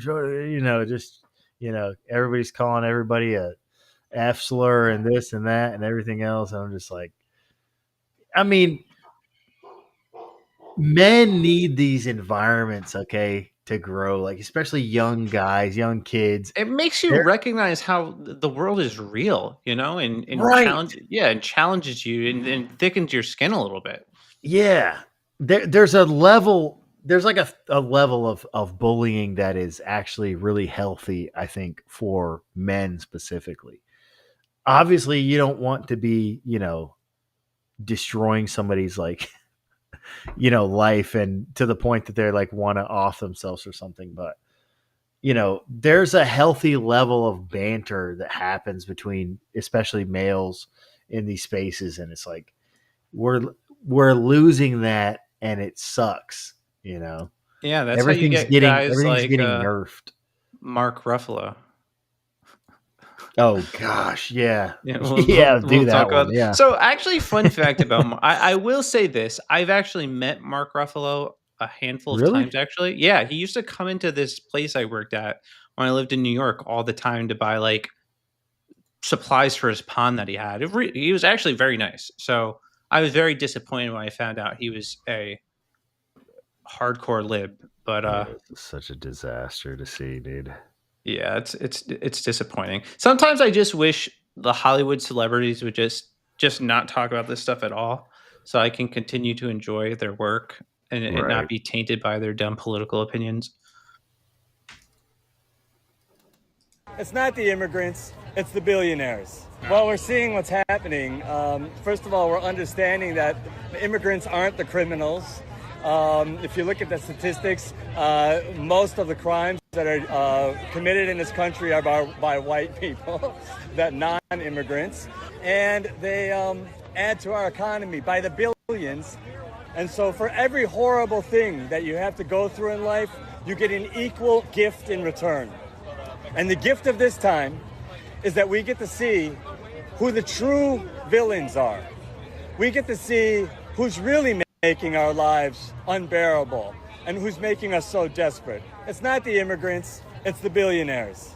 And it's time to take our country back from that extreme wealth that has its hands all over the power of the nation and become a beautiful, burgeoning democracy that works for the people, not just the very wealthy. America is us, this incredible panoply of different kinds of people. Be brave, man. We live in the land of land of the free and the home of the brave. But if you want to be free, you better be brave.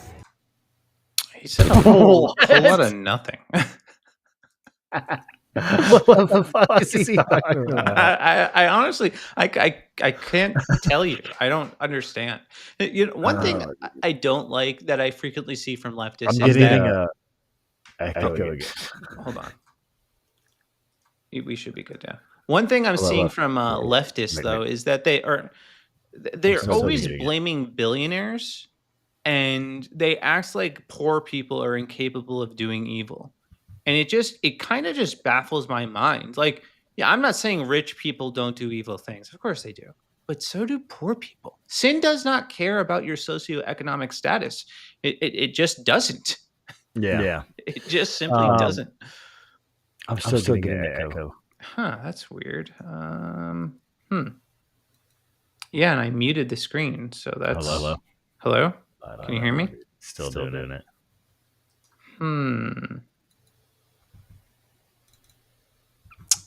Let's see here.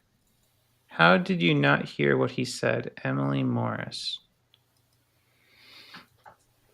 What does that mean? What did we miss that he said? Yeah, what did he actually say? Explain it to me. I'll say this. Echo or not. Okay. The idea that we can't walk and chew bubblegum at the same time is ridiculous. Okay. We can admit, say, yes, the billionaires, problem with the billionaires, problem with the corporations, problem with these people that are exploiting you, the American. At the same time, these people that are coming in here illegally are also part of that problem because these people are here to replace you. And the corporations are taking advantage of that. The corporations are hiring illegals, not because they're just like, we really like those DEI. No, they're hiring them because they can pay them $6 an hour. Okay, that's why they're hiring them. So one, we need to nerf the corporation as far as whether that means penalizing them for their behavior, or not supporting them as taxing citizens as the consumers of their products, not buying their products, and then also.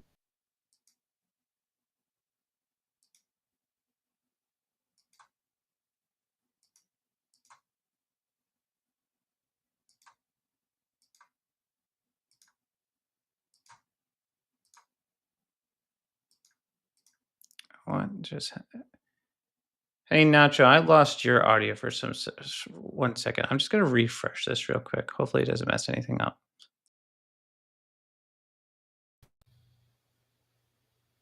Hello? I think we're good. Can you hear me? I can hear you. Wait. No, I can't.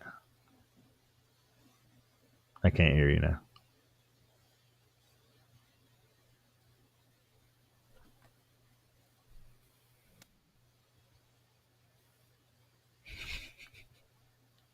Dude, we can't catch a break tonight, dude. Let me see if I can try this again.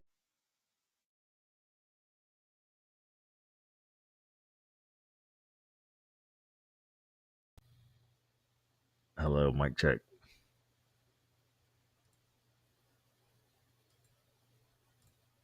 Now I can't hear you again. Can't hear you.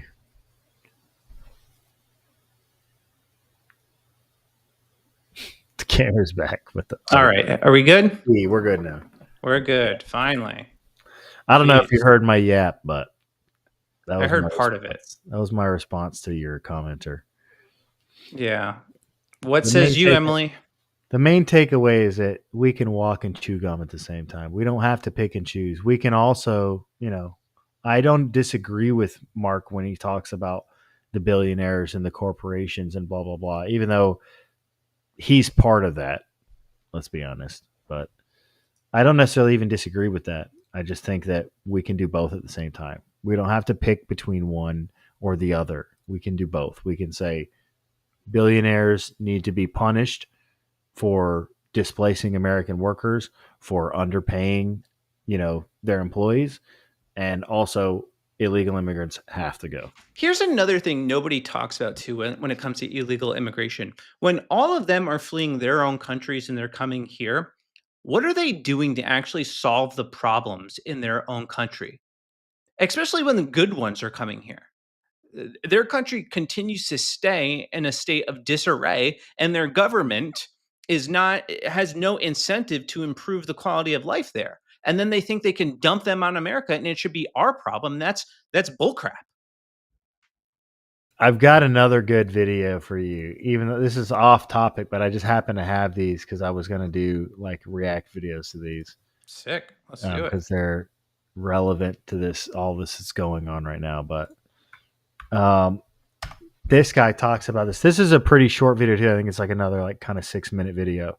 This actually influenced me tremendously whenever I was younger. And again, this is 16-year-old video, 15-year-old video or something. I actually think I remember this video. Yeah, I saw this when I was younger. This had a big impact on my stance on immigration. Can you hear the audio on this? Not right now. Okay, give me 1 second here. But basically, part of the reason what made me think about it is when you're talking about oh shoot, I lost my train of thought. Can you hear that? Yeah. Okay, cool. He talks about it in this video, though. It'll come back to me. All right, let's play it. Are you getting that echo too? No, not right now, which means I'm probably not hearing the video. Hearing it? Yes, no? No. Dang it. That's annoying, man. This is so annoying. You know what I'm going to have to do? I'm going to have to... Oh, wait. Rumble Studios test run has been mostly successful. No? No, nothing. I remember this. I know what you're talking about, though, with this video. And all the marbles in the jars. Yeah. Yep. But the key thing... Oh, man. I'm lost it, but it's in here. Let me see if I can skim through it and grab it again. It's right on the tip of my brain, dude. me see. So I can skim through and catch it.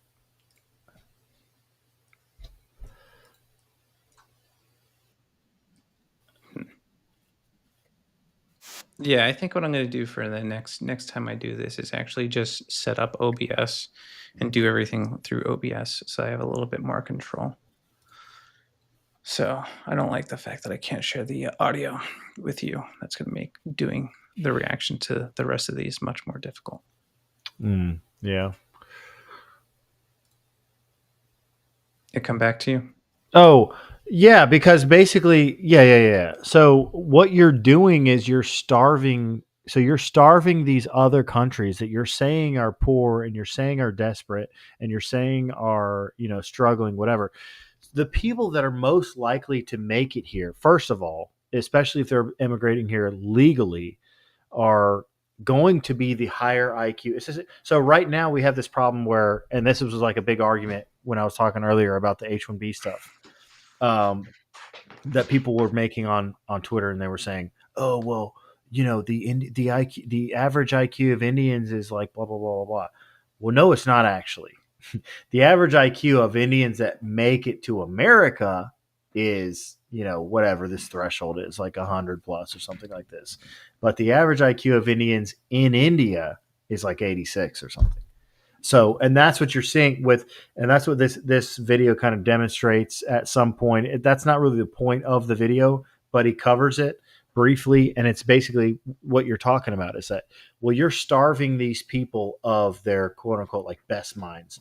So the people who would otherwise be there having to deal with those problems, tackle those problems, and put their minds to use, trying to fix the problems where they're at, are now just coming to America and just joining the kind of fabric, and they're not really having to be challenged anymore for these other things. They're going to make it and they're going to do all right, but they're not fixing the problem where it's at. You're taking your and that's this, you're brain starving, I guess, sort of those populations. Yeah, it's not good. It's not good for the state of their own country, and that's one of those things that I don't think I've ever actually heard somebody talk about that. Not once. No politician, no right-wing commentator. Nobody brings that point up, and I do think it's particularly relevant. I think it matters. The only time I actually heard about it was when I went to visit Bolivia, and I had a Bolivian man tell me about it. He's like, "Oh yeah, well, other countries, they know that they can send their people there, and they don't have to deal with them, and so they're very supportive of open borders, because then they don't have to take responsibility for anything that they're doing in their country." And I'm like, well, right. That's not good. That's what bothers me about a lot of the South America and the Mexico and South American immigrants that are coming here. It seems like these South American countries are sort of happy to have these people go here for multiple reasons, but one of which is that what you're saying. Well, now we don't have to deal with them anymore. Go there and they can be your problem. And then another big reason is the money that the remittances that they send back home. You saw the Mexican governor, the Mexican president, whatever it is, making a big stink about this. The tax was that Trump was going to start taxing remittances coming back to Mexico. And I'm like, what is the problem with that? Why is that a problem? That shouldn't be a problem. Well, that's because it's money out of the cartel's pockets. It's money out of the state's pocket as a whole. And the cartel runs the state at this point. I mean, it's not even like a secret. What something like 29 assassinations in the last election. Yeah, that's crazy. I mean, like it's ridiculous. And then these people are going to be scolding us. Like, come on, this Feinbaum or whatever this president is, this Jewish president of Mexico. It's like, what is even going on here? Like, what is happening here? You know what I mean? And not to do the Jaceberg thing. I'm just saying, like, what is happening? What happened? Why is there 29 people are killed in this election cycle? And I'm not saying that wasn't in her race, I don't think.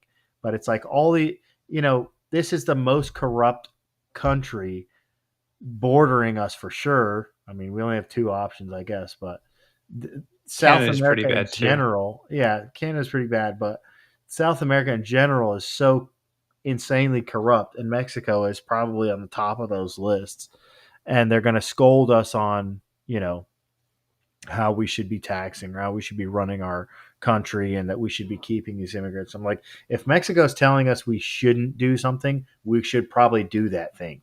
Yeah. I mean, like the only saving grace in South America in the past, couple years has been the El Salvador, really, and that's really in like the past 2 years, the prison thing, man. That's dude. Yeah, that president is actually, I think, setting, a really good precedent for us to follow. And it's like kind of crazy when you punish crime, you get less crime. When there are severe consequences for doing evil things, you get less crime.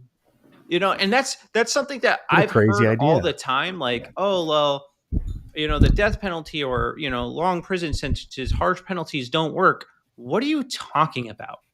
Yeah. What are you talking about? And then they make up there's an argument against the death penalty, and they'll say, oh, we shouldn't use the death penalty. It doesn't work. It's only been used in the last year. It's only been used 25 times. Well, of course it's not effective. No, in America. In America. Yeah. Oh, yeah. Of course it's not effective. You don't use it ever. Yeah, and that's what, I was talking to someone at work about this recently, and we were kind of saying the same thing. We're like, all of the punishment used to be a lot more public in general. Like, for anything, whether it was a small crime or a, more heinous crime, whatever, like the executions would be public. The court trials were public. The community was paying attention to who was being punished and what their sentencing was and blah, blah, blah. And like you're saying, when punishment is passed down for crimes, they commit crimes less. And the whole reason for punishing crime is to be public in a way. Like, if it's not public, then what purpose is it actually serving? If nobody actually knows, what the punishment for these crimes are, then it's like that.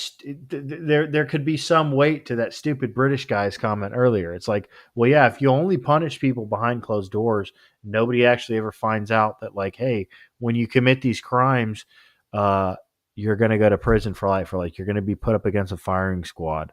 Like, there needs to be a fearful expectation of judgment. South Carolina just did a firing squad.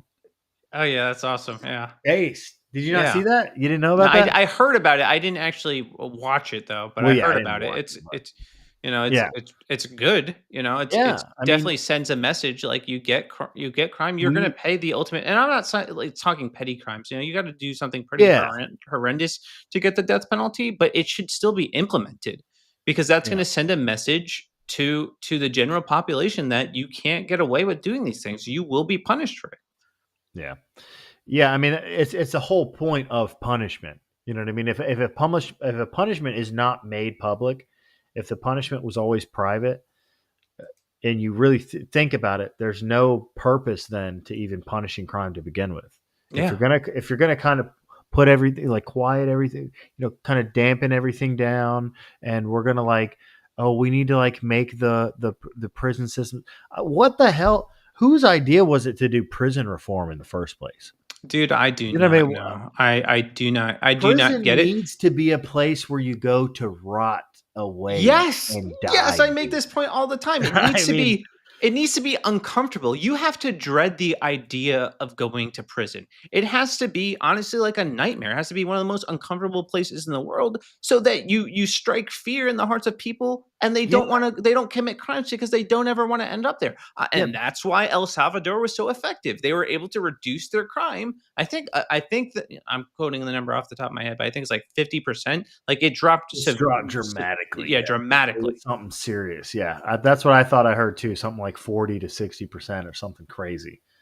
But yeah, I mean, that's the whole purpose of it. And like you're saying, the idea that you're like going there and you're going to be like treated right, but if you've committed a heinous crime, a murder, a rape, you're like a super violent person, reoffending, violent criminal, whatever. There should be a whole separate system for you. You basically get put out in the desert. You live in tents. You fight for gruel. It's like grits and water and like scraps of bread. The prison guards are just there to keep you in. They're not there to keep the peace. If you guys kill each other, they just drag the bodies out. If you've done things that are that heinous to keep you don't belong. First of all, you don't belong in society to begin with. But then second of all, these things should be written about. They should be documented. They should be publicized. They should be journaled about, but not to say, oh, the prison system is so bad and it's mistreating. It should be to say, hey, this is what's going to happen to you if you commit a crime. This is what's going to happen to you if you're an unjust citizen, if you're an unruly citizen, if you're uncivilized and you can't get along with the rest of society, you murder and you rape and you steal and you kill enough, this is where you're going to end up. You're going to die. And we also just need to understand the principle of justice.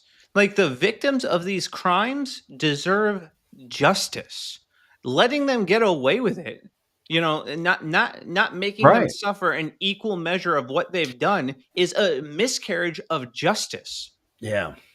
Yeah, the idea that somebody gets this, like all the stuff in the Ukraine. I don't know if you were watching all of that, the sex rings and the crazy stuff that was coming out of the UK in the past like 6 months or so, and even up into the election, where it was Pakistani rape gangs essentially. I don't know anything about that, man. So even Elon Musk was like posting about this, and people were trying to give him flack for like, oh, you don't know what you're talking about. Well, all of it came out to be true because of this huge Muslim influx of the population.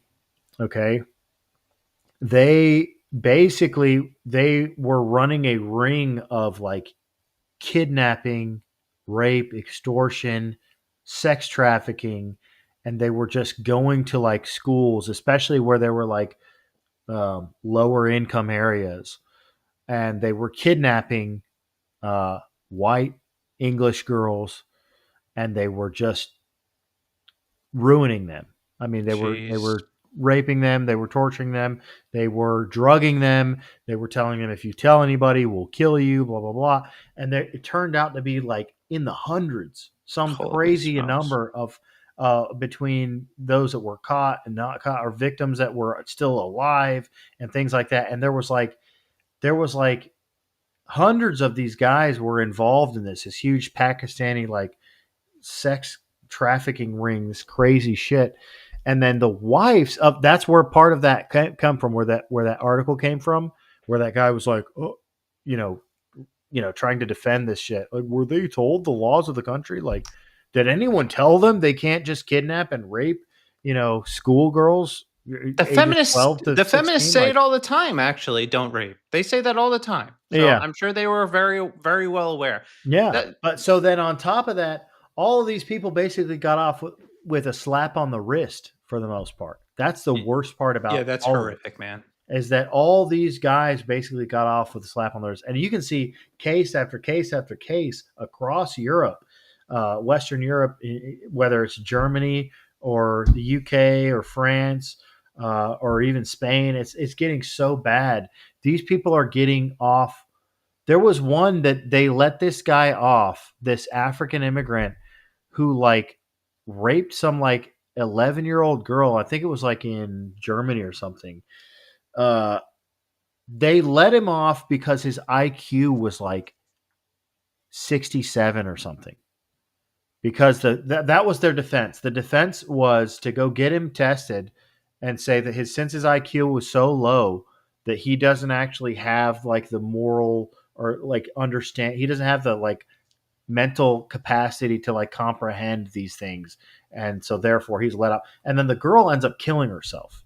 That's horrific, suicide. Man. That's another thing that I don't really like about like modern psychology, is that they pathologize all these evil acts. I don't actually care if he was mentally ill. I don't care if he was mentally incompetent. I care about what he did. Yeah. All right? Like let's stop pathologizing evil. It's evil. Let's call a spade and let's judge it accordingly. Well, we prosecute children. I mean, if a child murders another child or something like this, we the general society would say that a child doesn't have the proper like mental capacity to like make certain judgments of themselves, unless you're like a Skittles person maybe, and then you're like, go ahead and chop your wiener off. Exception. Yeah, whatever you want to do. That might actually be a good segue in a minute to the trans stuff.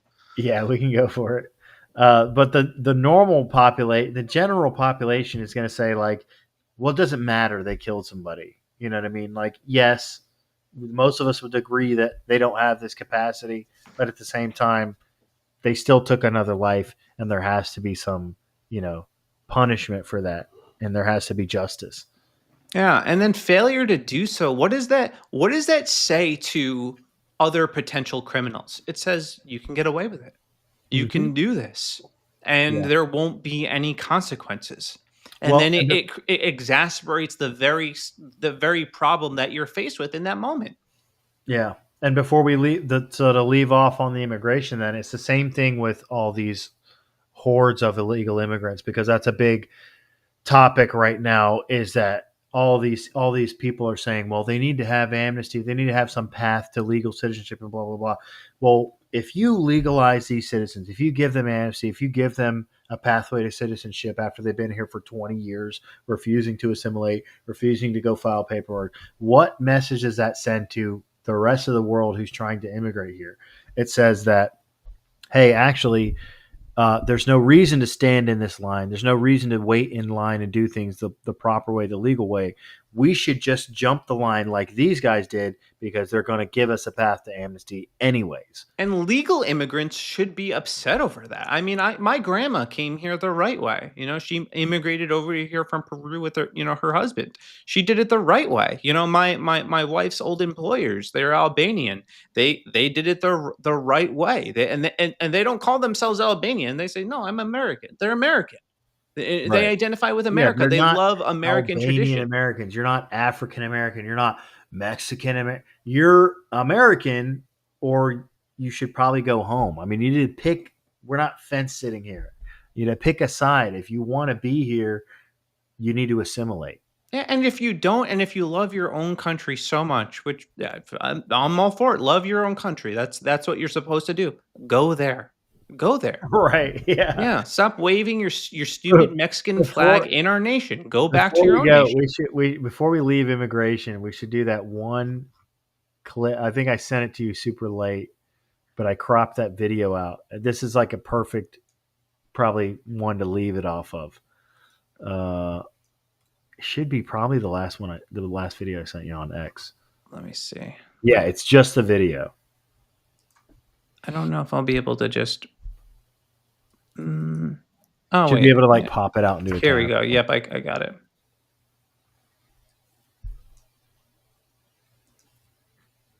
I don't know if you'll be able to hear it, so you're just gonna have to do like a 3, 2, 1, and I'll play it on my end so I know where we're at. Okay, so 3, 2, 1.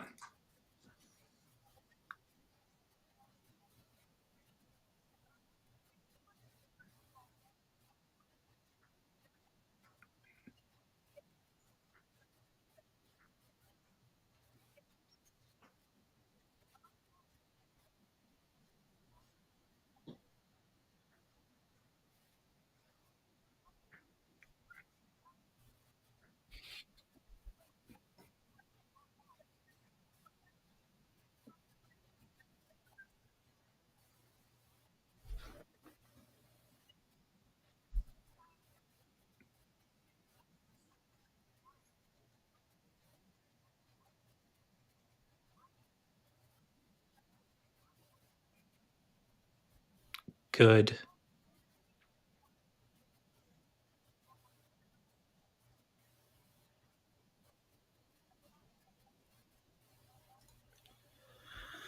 Then why are you here? Right. Why are you here? I don't get it. And that's like that's the quiet part that, you know, these leftist idiots want to like hide, but that these immigrants are willing to say out loud, like, there is no intention to assimilate.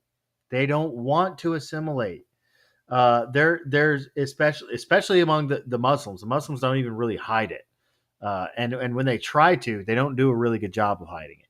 Their whole job is to take over. They don't give a shit. They're willing to do it by any means necessary. If that means they're going to play the long game and they're just going to outbreed you, then that's what they're going to do. And then that even is what they're even a doing, lot of man. South Americans, amongst a lot of Mexicans specifically, there is this idea, and there is a lot of talks of like Reconquista, and this is spread among like the higher. I mean, this is not just like people on the internet. This is like the higher up, the government officials, politicians will make comments and say things like this, like that they're gonna get Texas back and blah blah blah. Like, so when these people come over and they say stuff like that, I mean, I don't know how. I mean, I would love to see like one of these stupid progressive leftists, you know, what they would have to say to a video like that, like what they would have to say to someone like that who's telling them straight to their face that they're just using your they're literally stealing money from you to send back. She home. said the quiet part out loud is what she did. You know, Right. So that's Right. what they don't want us to hear. But that is the sentiments that a lot of them do hold. Yeah. All right, let's talk about this transgender ban in Tennessee, because I do think this is a huge victory. So this is one of those things that I have been very outspoken about for years, man. I mean, years and years and years I've been talking about this issue. And for a long time, you know, probably up until I would say 2022, I got a lot of backlash for it. I got called transphobic. I got called a fearmonger. I got called every name in the book for simply recognizing the fact that it is deranged to affirm someone's quote unquote gender identity. And now we are seeing the tides kind of turn on this transgender madness, and the Tennessee courts have upheld a ban preventing gender transition procedures for minors. So this is from Matt Walsh. There's a little bit more about this. He said, 3 years ago, we launched our investigation into Vanderbilt's child mutilation practices, which, by the way, if you are unfamiliar with that investigation, basically they're on camera admitting, you know, to bragging essentially about how they're, you know, these procedures generate them a lot of money, and that it's a very lucrative business to them. Yeah, it was crazy, dude. It blew my mind. So the Daily Wire, Matt Walsh, broke that investigation. I actually went out to this rally that he had to end genital mutilation out there. And so he rallied in the state capitol. That was the one that I was at. Our lawmakers responded with a law banning child mutilation in the state. Today, the Supreme Court upheld that law, which means child mutilation can be banned anywhere and everywhere in the country, and should be. This is truly a historic victory, and I'm grateful to be a part of it, along with many others who fought relentlessly for years. And I am so glad that this insanity is coming to an end, because it is one of those things. This is a lie that, if bought into, it fundamentally shapes your perception of reality. Because if they can trick you into believing you're the opposite gender, they can get you to go along with anything. And that's how they got a lot of these people to go along with this utter madness. Yeah. Yeah, I don't disagree with anything there. That.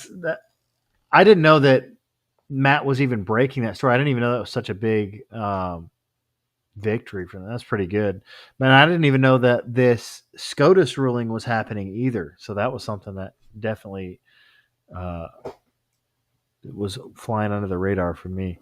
But I'm glad, you know. Yeah, me too, dude. Because I guess there was, so with the actual ruling itself, so the court ruled 6-3 in the United States versus Scarmetti that Tennessee's law does not violate the 14th Amendment Equal Protections Clause. Tennessee Attorney General Jonathan Scarmetti defended the law before the High Court in December, saying it was a matter of protecting kids from the consequences of decisions they could not fully understand. Obviously, like that's obvious. Yes, they don't understand what they're doing here. They don't understand the long-term repercussions of what they're children. And our job as parents is to guide them in their decision making, not lead them to make decisions that are going to result in irreversible damage. Well, this is something that kind of got brought up on the Tim Pool show a little bit whenever Iridite was going back and forth with Tim Pool. And I was trying to explain to her, like, because the whole topic was, why are men leaving the left? And, we got to the part where, she's saying that she supports all these things and supports like transitioning kids and different things like that. And I was like, well, do you not see that, like, you're trying to distance yourself. You're trying to say that it's because of the extreme left over here. But there's like normal people on the left, like me over here, but you agree with this thing.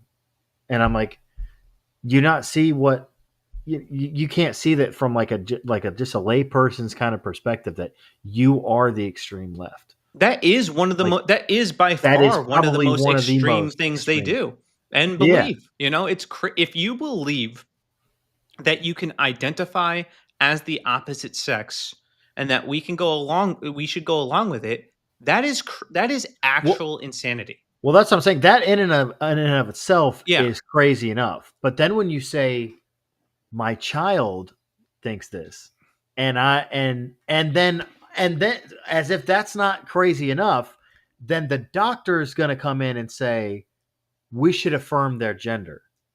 When the reality is that I was able to bring this up briefly, but I've tried to look into this and I haven't found any studies that, especially not specifically surrounding like gender studies, like where they attempt to basically affirm the birth given sex. There's nothing on. There's none of that is even being done. And you would think logically that would be the first solution, right? So like, what they call that? My daughter thinks they they're call whatever. That what is it called? I'm trying to think of what they call that. There's a specific psychological term that they call for affirming your actual biological sex. God, it'll come to me. Go on. Well, they say like gender affirming kids. That's what they call it. No. For affirming their actual sex. Oh, yeah. Oh, it's called, you know what they call it? Conversion therapy. And they treat it like it's a bad thing. Yeah, see, that's what, so I would say that seems like the most logical solution when you think about it. Hey, my son came to me. He thinks he's a girl. He's like being really effeminate, blah, blah, blah. Okay, hey, the doctors say, hey, let's try to give him some testosterone. Let's try to juice him up. Let's try to like have him embrace his masculinity, embrace that, whatever. Yeah, they would call that conversion therapy, which is crazy. Yeah, that is crazy. But what's interesting is that what I did find is that there were actually studies done on like chronically depressed subjects or something like this, and they did them with double-blind testing and everything. So these were like legitimate studies where they did for depressed individuals, male and female, and what they did is they gave them testosterone if they were males, and they gave them estrogen if they were females, and their depression, like it almost cured their depression. I mean, they still had issues because maybe they had traumatic whatever childhoods or something like this, but they had huge successes and huge turnaround breakthroughs with clients that were, having, major successes. They were happy. They were, their lives were turning around because of this. And I'm like, why aren't we trying this, especially with kids? I mean, I think that this whole transgender, surgeries, this whole nonsense, mutilation is basically the current day lobotomy. Yeah. You know what I mean? So we're going to look back at this in the future, and these people are going to be on the wrong side of history. Any way you chop it up, maybe it's after our lifetimes, during our lifetimes, whatever. But we're going to look back on this as a more advanced civilization, hopefully, if we don't nuke ourselves. But and we're going to say like, look, these people were insane. Like this, putting a needle inside your nose and poking around, scrambling your brain in the front because you're like depressed or something is insane. The lobotomies were It's insane. crazy, bro. It is. It's And one of the most insane. chopping off your genitals is insane. I still can't, for the life of me, figure out how there are people too that I know, leftists that I'm friends with, how they ever bought into this. It's one of those things that I'm just like, how could you be that stupid? And that's what I say. If they can get people to deny something that's so fundamental, so obviously true, they can get them to buy into anything. They get them to believe anything. Yeah. I wanted to bring. I think a big part of that has to do with the education system and the academies and, the institutions being completely, overtaken at this point with that kind of leftist Marxist ideology. And I think what really makes it stick, I think, is the fact that at some point these people realize, because I know what you're talking about. There's some like, smart individuals and they just fall for these traps. I think what happens, though, a big part of it is that, well, they went to these universities, they paid so much money for this education and for these, pieces of paper that say they're educated and that they've got this degree and blah, blah, blah. And so they have to value it at that point. You know what I mean? Like they've sunk their lives into it. They've sunk time into their lives and they'll be paying off those student loans for years. And so they have to sort of like take everything seriously. They have to, because otherwise then they realize they've been scammed essentially. Yeah. Which most of them have, unfortunately. Yeah, they've been duped, man. But not everybody. And I like this. This is from J.K. Rowling. So she's replying to this account called Trans Diaries. J.K., how do you know a stranger is a man or a woman without forcing them to undress or undergo medical examinations? J.K. Rowling, I have a superpower called eyesight. Yeah, it's something that you could just plainly observe. And here's the thing, so there are some of these trans people that want you to call them by their preferred pronouns.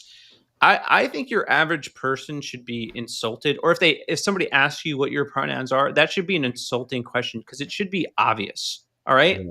And then if I get it wrong, all right, if you look like a man, talk like a man, but you're really a girl, well, that's your fault, actually, for confusing me because you went out of your way to alter your body in such a way that it confuses your average person. That's not my problem. But I should be insulted if you ask me what my pronouns are because it should be obvious. Because we do have eyes. We can tell just by looking at it. And that's how it's been for most of human history. Yeah. Yeah, it's a little silly. It's like these one or two like people that you could get out of an entire population, that may be able to pass to the average person are an anomaly. They're like that most people wouldn't blink an eye if they came into the male restroom or the female restroom or whatever. This was actually something else that got brought up on the Tim Pool thing. And she was like trying to ask like what, and then he asked her like, what is a woman? And she basically said that, God, what did she say?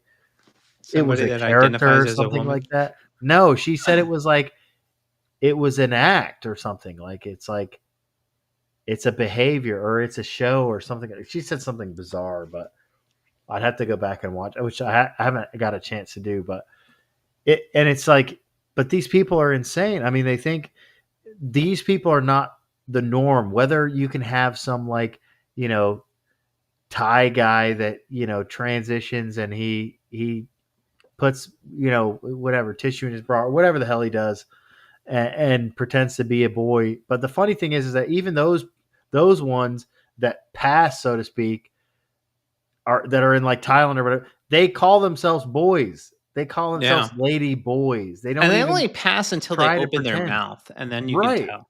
And then you can tell, or you can see their Adam's apple moving. Like we can all tell. There's something's going to give you away if you're around long enough. That what's that stupid actor? That guy that they've been trying to put on a pedestal, Hunter something.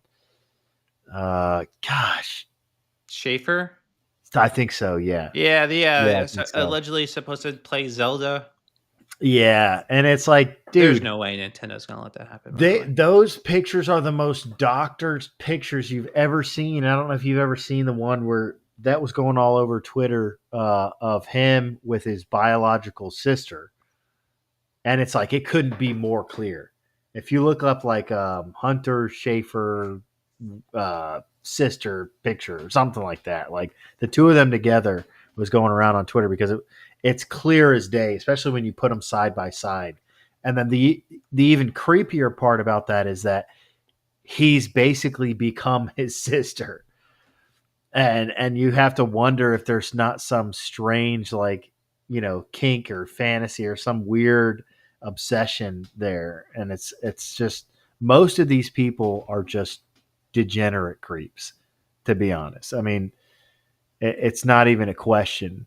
I mean, you have constantly all of these troons, you know, constantly adopting, like they only adopt male sons, you know, and then the horrible things they end up doing to them. It's just like, it has to come to an end, dude. I mean, we should have never celebrated. There's no need to celebrate it. Even if you look at it from a secular perspective, right? And you're wanting to, I'm assuming most people would want to further their nation. They would want to further humanity. You would want humanity to procreate and continue to, you know, whatever, succeed, evolve, adapt, whatever. Well,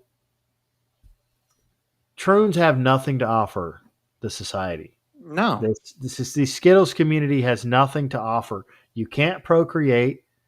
You can't, you know, you can't further society in any positive way. You're not capable of war fighting, you know, you're mentally unstable. Mentally unstable. But the main thing is that you can't procreate on your own. Like, you can't reproduce yourself. The only way to reproduce that thing is through this ideological indoctrination or through abuse. And unfortunately, that is how most of this is propagated. This is how this is spread for such a long time. I mean, I do think the tides are definitely, with a ruling like this by the SCOTUS, the tides are turning against them, and it's becoming far less favorable to defend it. You know, we recently had that issue with Simone Biles backtracking her comment to Riley Gaines, basically calling her transphobic or whatever. Funny. She got penalized by her sponsors for being pro-trans.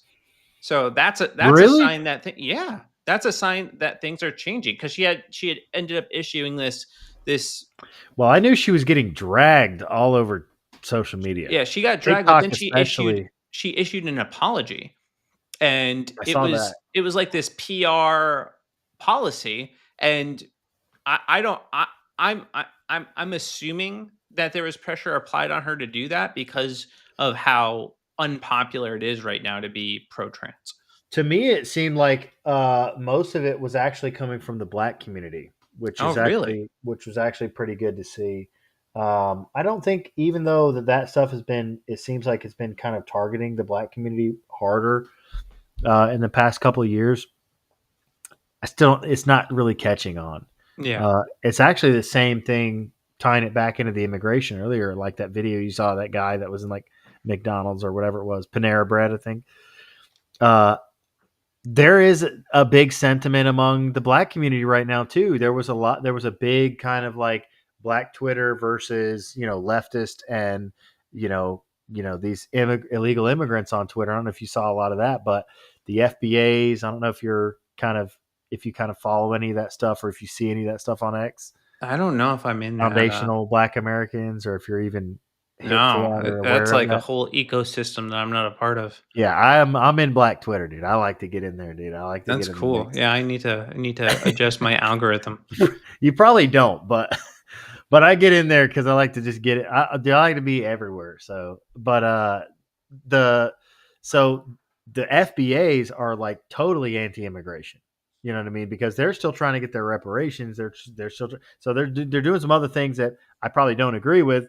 But then when they talk about immigration, I'm like, hey, I'm all here for it. You know, maybe once we get that stuff figured out, we can sit down at the table later on. But I mean, it's funny because they were making all these posts basically saying, and you saw some people that were coming out and saying, I can't believe that the Hodgkins actually reacted to a guy who was talking about this, and this guy was like, yeah, and you guys gotta when somebody is gonna come and help you out, you're not gonna want somebody sitting on the sidelines, because basically black people were sharing memes and other kind of stuff like that, and then somebody put out like a T-shirt of like a bunch of black people sitting on a bench texting, and then the world's like burning behind them because they don't care about immigrants. Why are they going to welcome people in to replace them? They feel like they're already struggling and all this other, they got all these other issues, and then now we're supposed to bring in this other group, and we're supposed to care more about this group. Yeah. And then you're supposed to become like integrated, or I'm supposed to become integrated into your struggle. Like, so they were kind of pushing back on this, which was good to see. And they were definitely pushing back on Riley Gaines, or not Riley Gaines, but Simone Biles. There was a ton of like black TikTokers, black TikTokers who were pushing back on this, and they were like, "Yeah, no, this is bullshit. We don't want men in women's sports. Why would we?" Especially, and I think there's also an aspect of that, like, we're already struggling enough.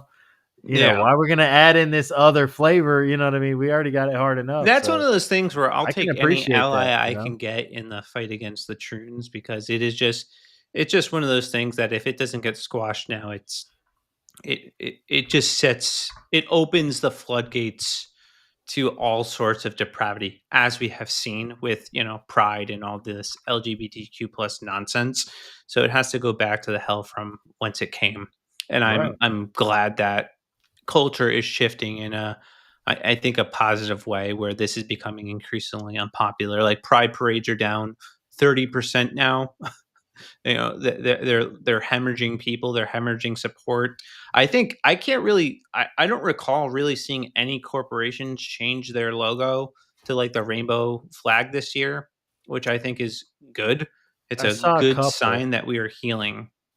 There was maybe they do it on LinkedIn. Sports teams did it on like no, there was a couple that did it on, I did see the or something on X or something like the this. MLB recently played that stupid they had the stupid trans flag playing. So there'll be some people that are dying on the hill, but I do think overall though, we are moving away from it. Well, unfortunately, the biggest problem with all of that is that these corporations don't really give a shit. I mean, if it was popular for them to like say the hard R N word tomorrow, I mean, they would be you know what I mean? They don't care. They're just here to make $1. And that's what I try to explain to all this stupid Skittles idiots. Like, they don't care about you. Like, none of these corporations give a damn about you. You want to know something funny? So the company I work for, a week before Trump implemented the DEI bans, they'd sent out an email saying that they have an unwavering commitment to upholding the principles of DEI. And they sent out this email. A week later, Trump issues the executive order, and then they release a following email saying, due to the executive order, we are going to be basically rolling back our DEI initiatives, which told me all the money's dried up. They don't actually believe this crap. They just want the money.